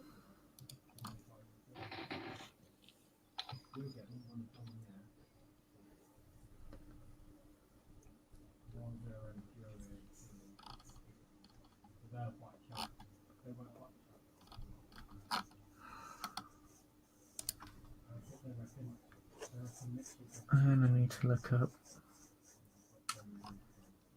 equipment, so...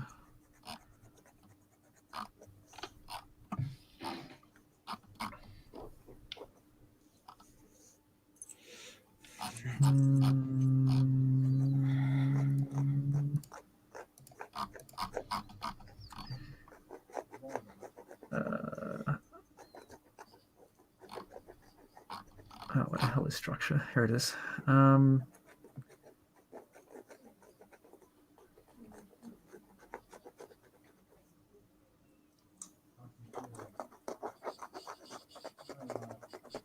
Okay. Yeah.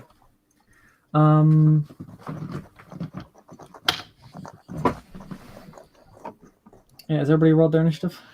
no.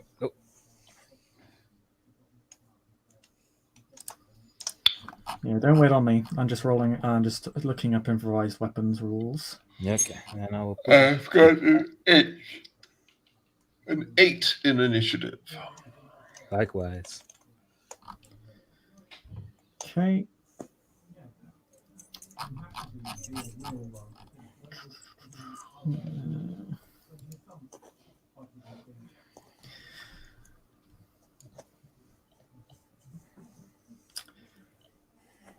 Okay. And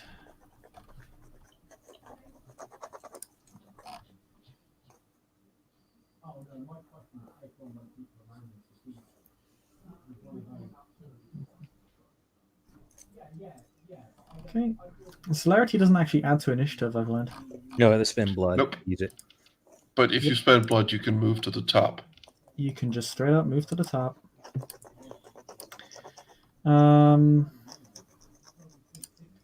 Okay.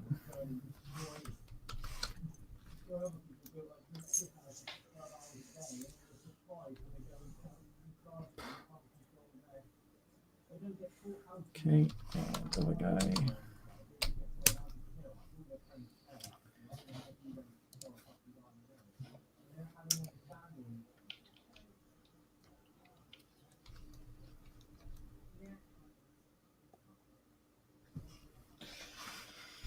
Okay, so I'll just make up a notepad real quick and put all of your initiatives together.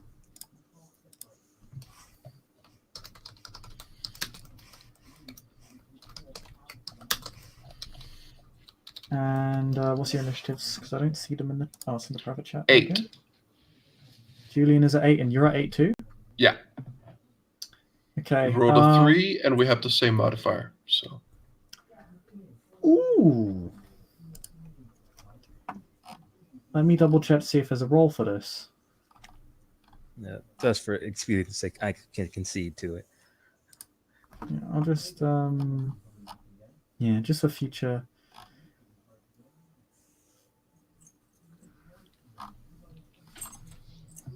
Huh. I guess you would go at the same time.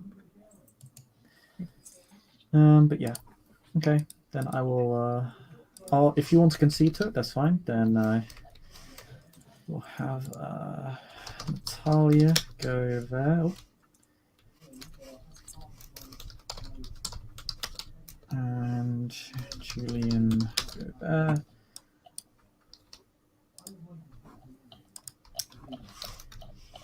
There you go. So Human is going to go first. He's going to attack the person that wants to hit him with literally a steel chair.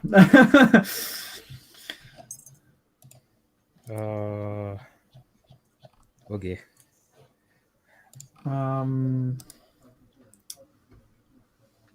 He's going to declare that action. If anybody wants to interfere, they'll have to use Soleil to do so because he's at the top of initiative. Can't interfere. As a matter of fact, he's gonna try and attack Terra, right? Oh yeah, he's going to attack Tara. I would like to interrupt that. Okay. So use celerity. So what you can do. There are two things you can do if you spend build for celerity. The first is that you can just move to the top of the initiative. That will make it so you can go before him. So you can interfere with whatever it is that he's doing. Or you can spend a blood to take an interrupt action. You get a number of interrupt actions equal to your celerity dots per scene. And you can take an additional action that isn't an attack. It could be a disarm action, could be a dodge, could be another sort of action, could be could in theory be a grapple.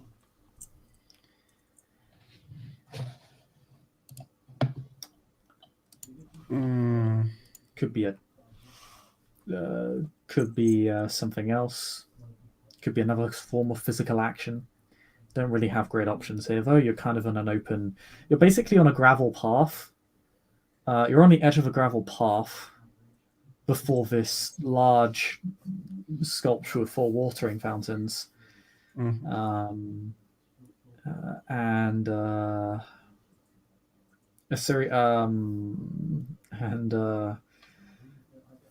a bent, torn bench that Tara is holding. That's your current scenery. So, do you just want to move to the top of initiative? I want to. Can I do it? Can I interrupt him in trying to get him to stop his attack or interrupt his attack?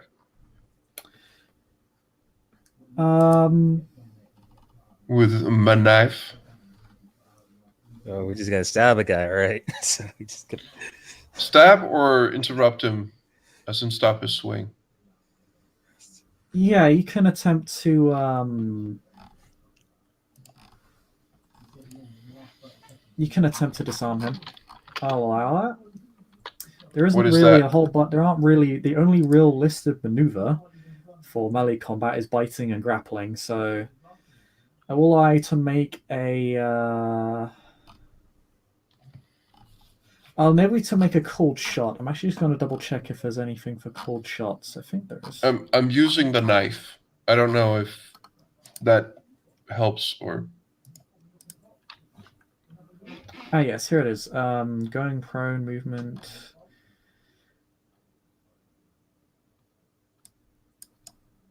So what you can do is you can attack his hand or you can attack his weapon. I'll go for his weapon. Okay, actually, attacking his weapon would be. That'd be sundering it. That would be directly. Okay, then his hand or arm. Actually, yeah. So yeah, if you want to, basically, you can attack his weapon, which will disarm him, but not physically harm him, or you can attack his hand.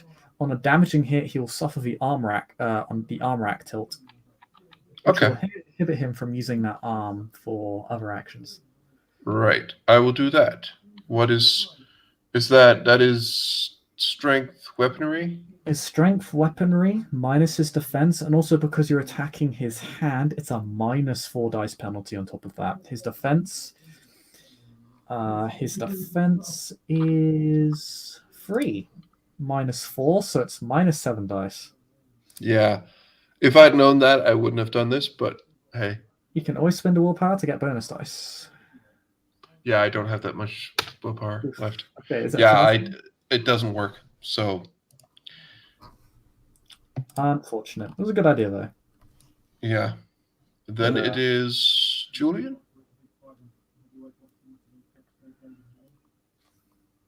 Is Julian's turn? Yeah. No, it's not. It's Yeoman's turn. Oh, right. You strike him, you miss.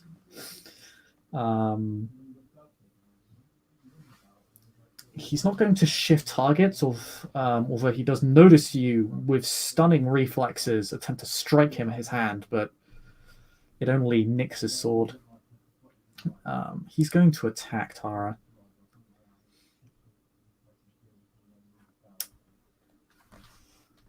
Her defense is 2.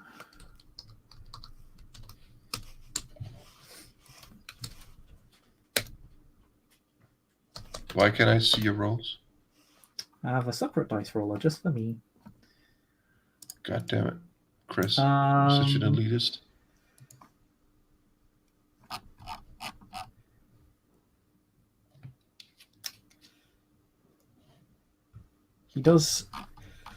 He strikes right at her torso, stabbing her in the chest for 2 bashing damage. Tara grunts, but takes it with surprising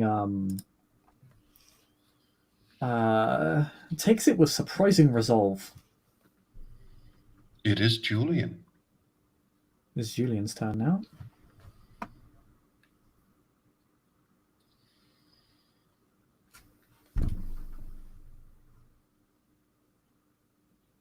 Julian.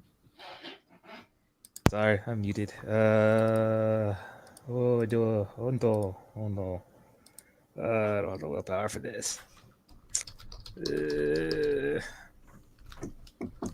Alrighty. Julian gonna give him them hands and grapple him. Where is it?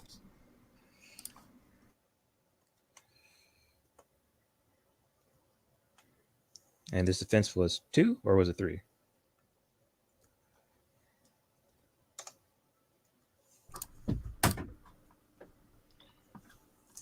He had a defense of 3. Okay. There's a defense of 3.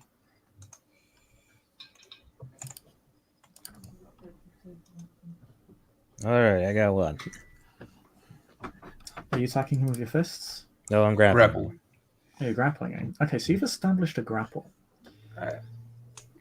Next turn, we will roll at the highest initiative of you and Yeoman, and we will determine who is in control of the grapple with a contested check. But it's time for the priest to get dunked on. Okay. Yeah, Tara coming in with a steel chair. So she's Up going the to top road! She has to spend vigor to do this.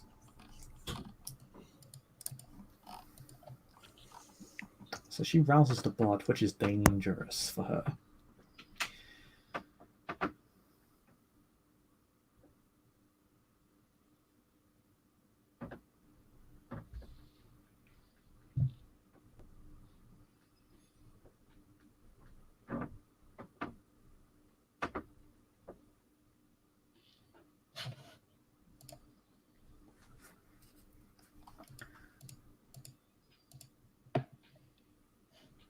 And yep, she's just gonna hit him. And attack roll.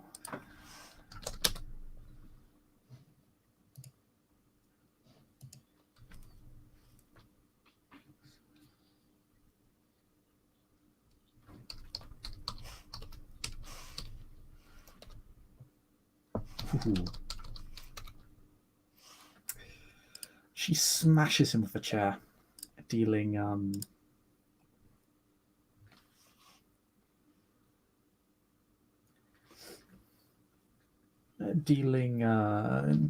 dealing 3 bashing to him.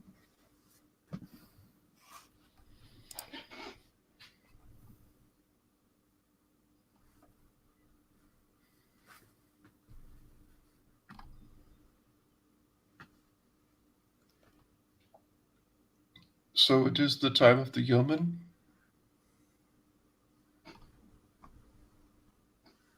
It is the time for Yeoman. which means it's the time for Julian, and it's time for us to establish who is in control of the grapple. Oh, yay. As you're helped by the bench that Tara has just slamming into him and dazing him temporarily. But now we will roll. Okay. You just Yeah. roll straight strength brawl, no modifiers, unless you have something that gives you extra dice-like figure. No, I have the specialty of biting, but not Remember grapple. willpower. I only have willpower 2, or I would have used it. So Okay, never mind. yeah, I'm getting there as well, but yeah. I would have frenzied on him if I could, if I had the willpower. But I don't. Also, you could. There is the risk of there is the risk of you doing worse in frenzy. True. But yeah, roll me your strength plus brawl. Only one. Fortunately for you, while I say this, he's actually okay at this. Yeah, Not because he's any good at it, but I'm just having not a good time with my rolls tonight.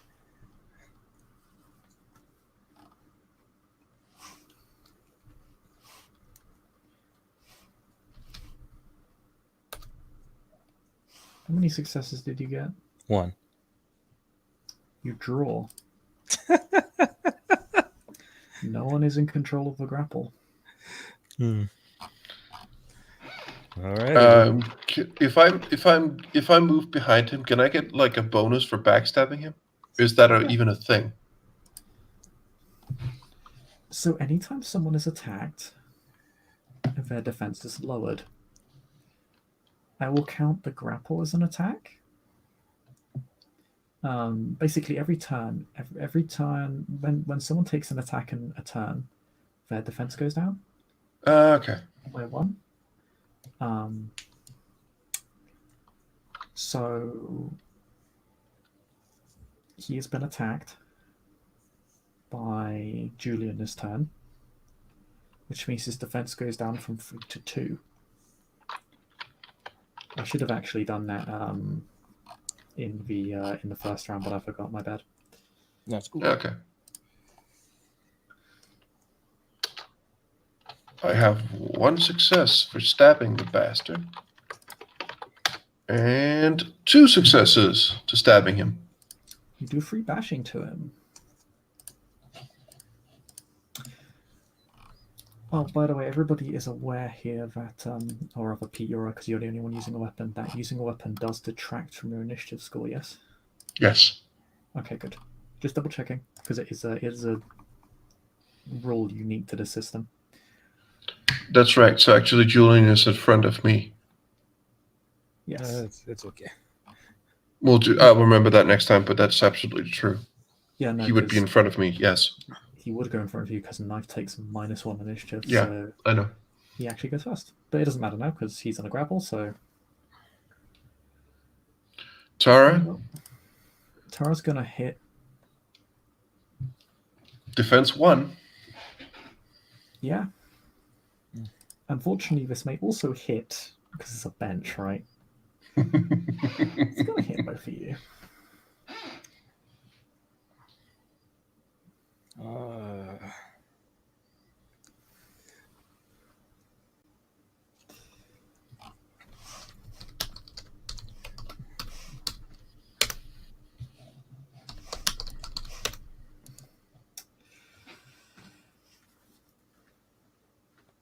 Hits him for another 3 bashing. I'm in the mood to take it to 3 bashing. That's almost another lethal on top of me right now. So I'm going to have You're taking splash damage as opposed to the full brunt of it. She's aiming for him. I'll say you take a single bashing. I don't even want to take a single one. I will risk being hungry right now. The majority of the attack strikes him, but you're literally on top of him, so there's only so much that can be done. So he's now at what, 6? More? He took 3. So he's He's hurting. he's extremely wounded. He's been plastered in injuries. When she struck him with the bench, it just like snapped his jaw. She's beaten him again. It's broken open his rib cage. Your relentless stabbing has more or less just ripped open his stomach. He has just been pounced upon, and because he's being grappled, because he's being held in place, he has no power to fight back. He's too busy struggling with Julian. Top initiative? I spend Vitae to use my resiliency to negate that damage. Okay, yes, you can spend that reflexively. So that is fine. You do take superficial wounds. So you do look like you've been struck very hard. You just don't feel it. You don't care about it. It doesn't impact you in any way. But people will be like, "What happened to that guy's face? What happened to his chest? He looks like he's been hit with a sledgehammer." Yeah. Which will take a blood point to heal all superficial injuries, but other than that, it's no problem. Top of initiative? Yep. Contested roll again. No. I am at blood 3. Am I losing it?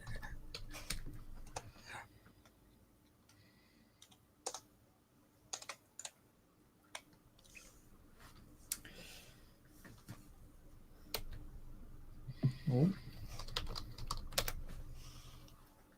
What's your successes? Yeah. Hit the button. He gets 2, so okay. Still tied. No, I know I'm slower than this guy. My rolls are just bad. No, they're actually pretty okay. I mean, they're pretty standard. Yeah, I'm gonna stab him again. I have 1 success, so I give 2 bashing.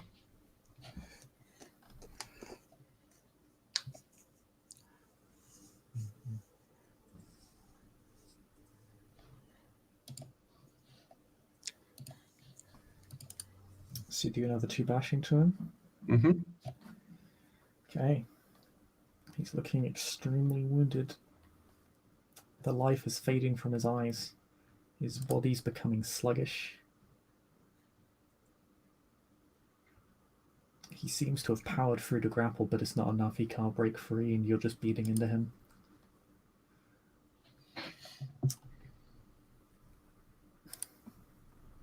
Which leaves Tara once more.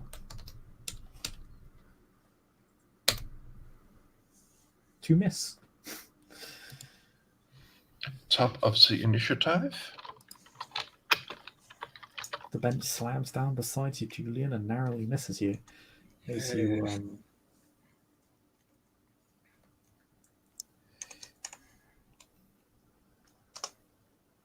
Okay, then roll those 2 10s. Help if I actually put a number. Okay, that's 4 successes. He begins to scream. When I take control of the grapple, this is what I'm going to do, because there's tons of different options for it. You can break free, you can bite, you can just do regular damage. No, I am going to restrain him. It's getting ridiculous. I'm surprised we even fighting this guy. You're going to restrain him? So it's going to be a painful joint lock because I don't have that. Well, I do have that on my item list, but I didn't bring duct tape or anything with me. You need to hold him first, then you can restrain him. Okay, does that what I need to do? Okay. It basically means he cannot apply his defense against any incoming attacks. Neither can you if you use this maneuver, but it doesn't really matter because nobody's gunning for you. Okay, yeah. Does this apply now? Yes. Yes. So he has. Well, I miss. So, god damn it!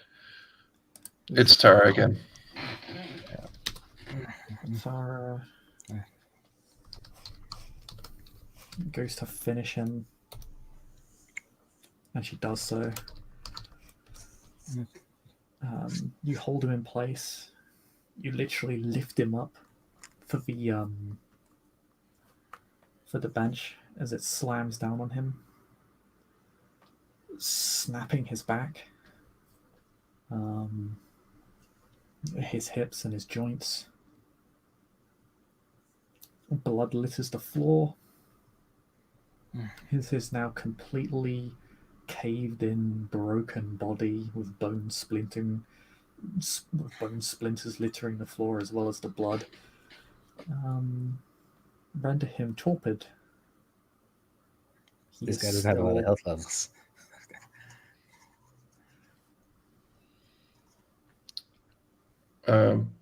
Okay, Natalia's just, as she stands there, not used to violence, she just goes, okay, fuck. And she goes over, takes one of the splinters of the bench, and stakes him. Well, he wouldn't need to. She'll do it anyway. And she'll just say, okay, we need to leave. We need to leave fucking now. And she picks up the phone. both. Hey, Julian. You've spent some blood. Uh-huh. 3 blood. You're starving. Yeah, I am. I am very hungry. And I'm hurt. Everybody here has quite a lot of blood on their shirts. And there's blood on the floor. Ooh. Make me a frenzy check, please. Okay. I'm gonna double check any modifiers.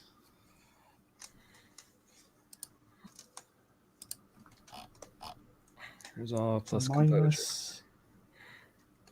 Minus 2 dice because you are hungry. Okay.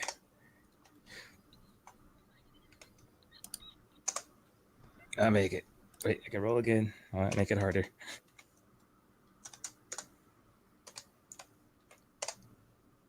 Yeah, I make it. You make it, but you gain the tempted condition.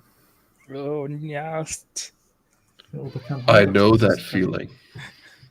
You I have will- tempted level 2. Just, Mhm. but Natalia's. Natalia just. I just need to explain tempted. Oh, okay, sure. Daryl, the tempted condition means that whenever you roll to resist frenzy again, you gain a -1 dice penalty. And whenever you succeed in resisting frenzy, you gain the tempted condition, and the dice penalty goes up by 1 every time, unless you get an exceptional success. Okay. And I'll put that down near where my health is. Oh, at least my practical health.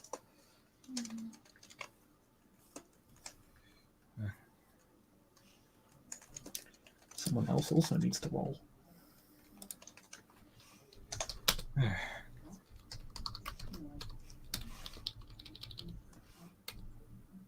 Okay.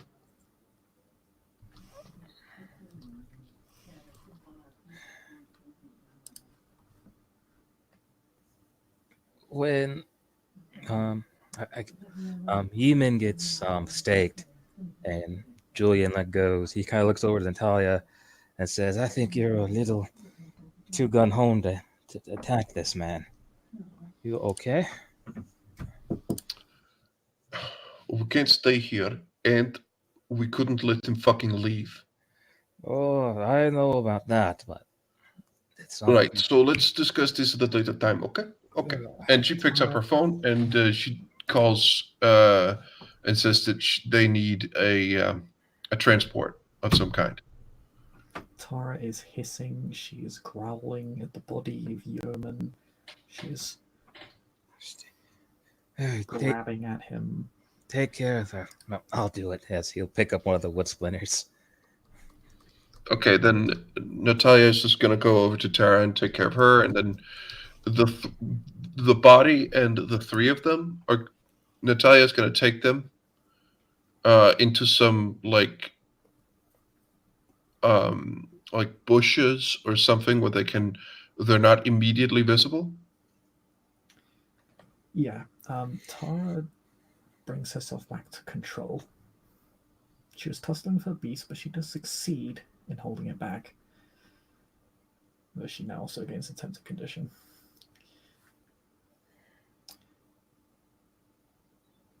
Natalia's just gonna hold her. Just hold a hand on her shoulder. You did good. Thank you. Where do we go? And I'm guessing there is a response for a car, right?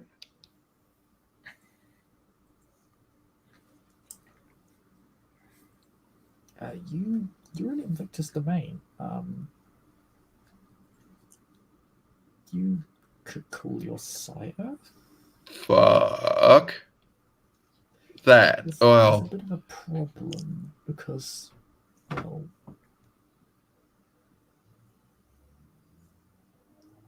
there's a bunch of blood that litters the gravelled pavement. It's not really an issue. The issue. yeah, she's gonna call her fucking sire. Yeah.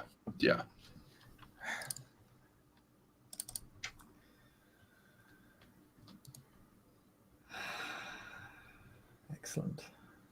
Yeah. That's just, great.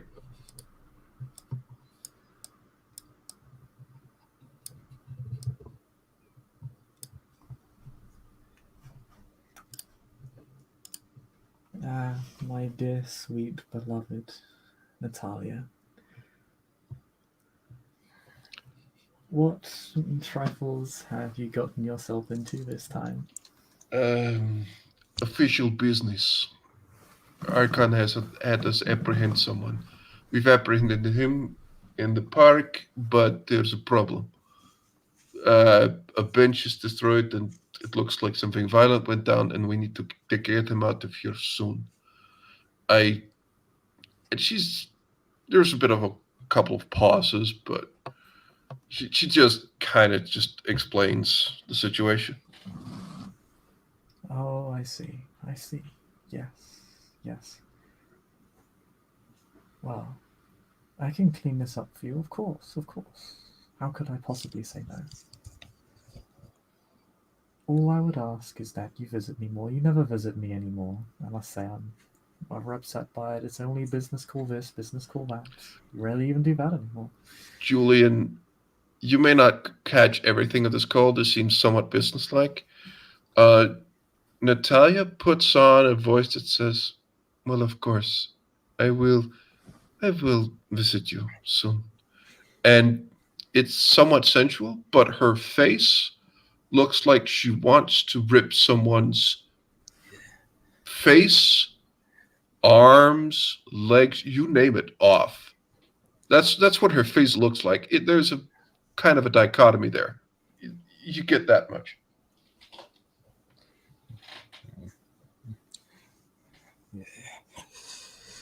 Julian sighs and looks over at the Tara, then looks back to Natalia and goes, it just kind of shakes his head.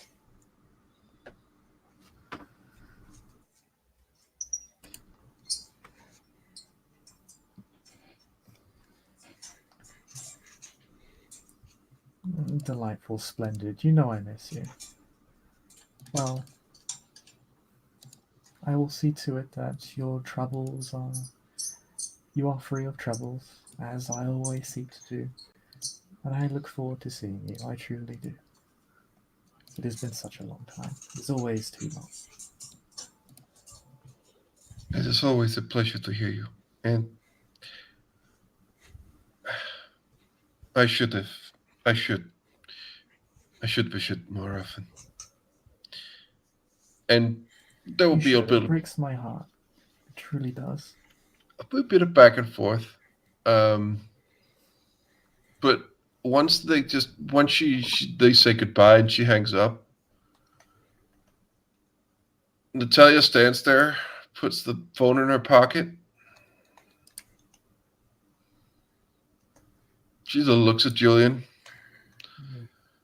Okay, one thing. That never fucking happened. Do you understand? Okay. He just kind of looks at her and says, "Do you think I really care about your social issues? I am It's like we have. You better not start. Let's just. And Natalia just looks around, seeming pissed off that the car isn't here already, but. Yeah. With all this action going by, even though the fight was relatively short, Julia does something probably odd for a vampire and just sits down inside the rain and the dirt. By the way, Natalia's probably picked up the gladius.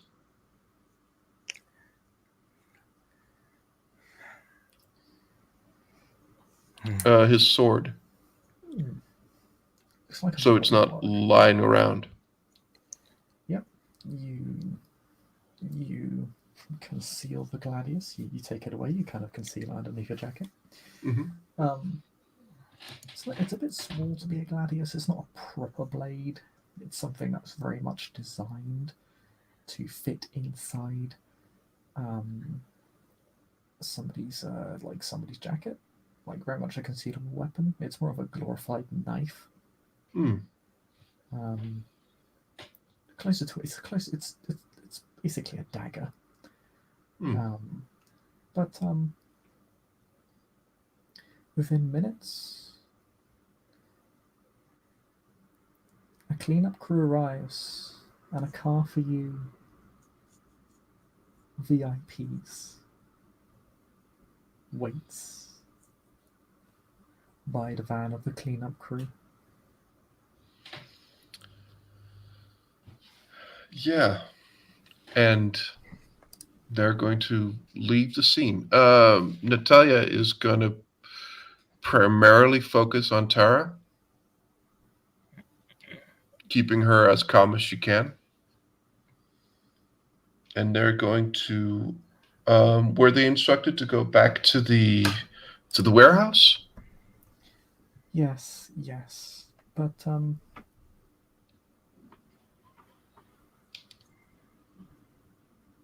we make it back to the warehouse, Julian and Tara will be instructed to leave, but Natalia, you will be asked to remain. Julian gladly leaves. I'm going home. I will be instructed to stay where? In the vehicle. After all, your sire wishes to see you.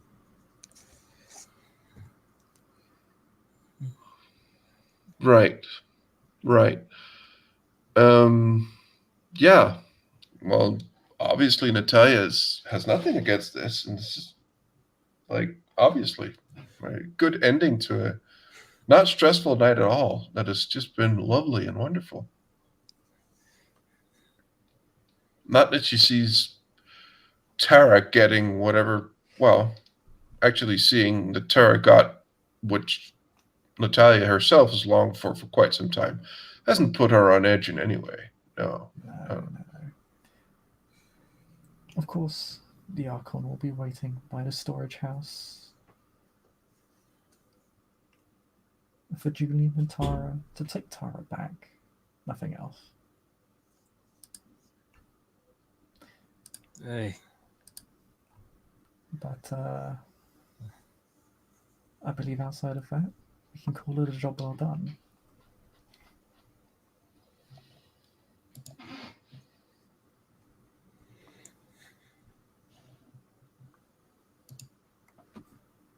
Excellent.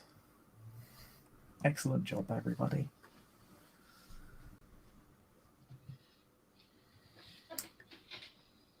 And with that, we can end our scene. And thank you, players, for playing. Thank you, watchers, for watching. We'll see you all next time. Bye-bye.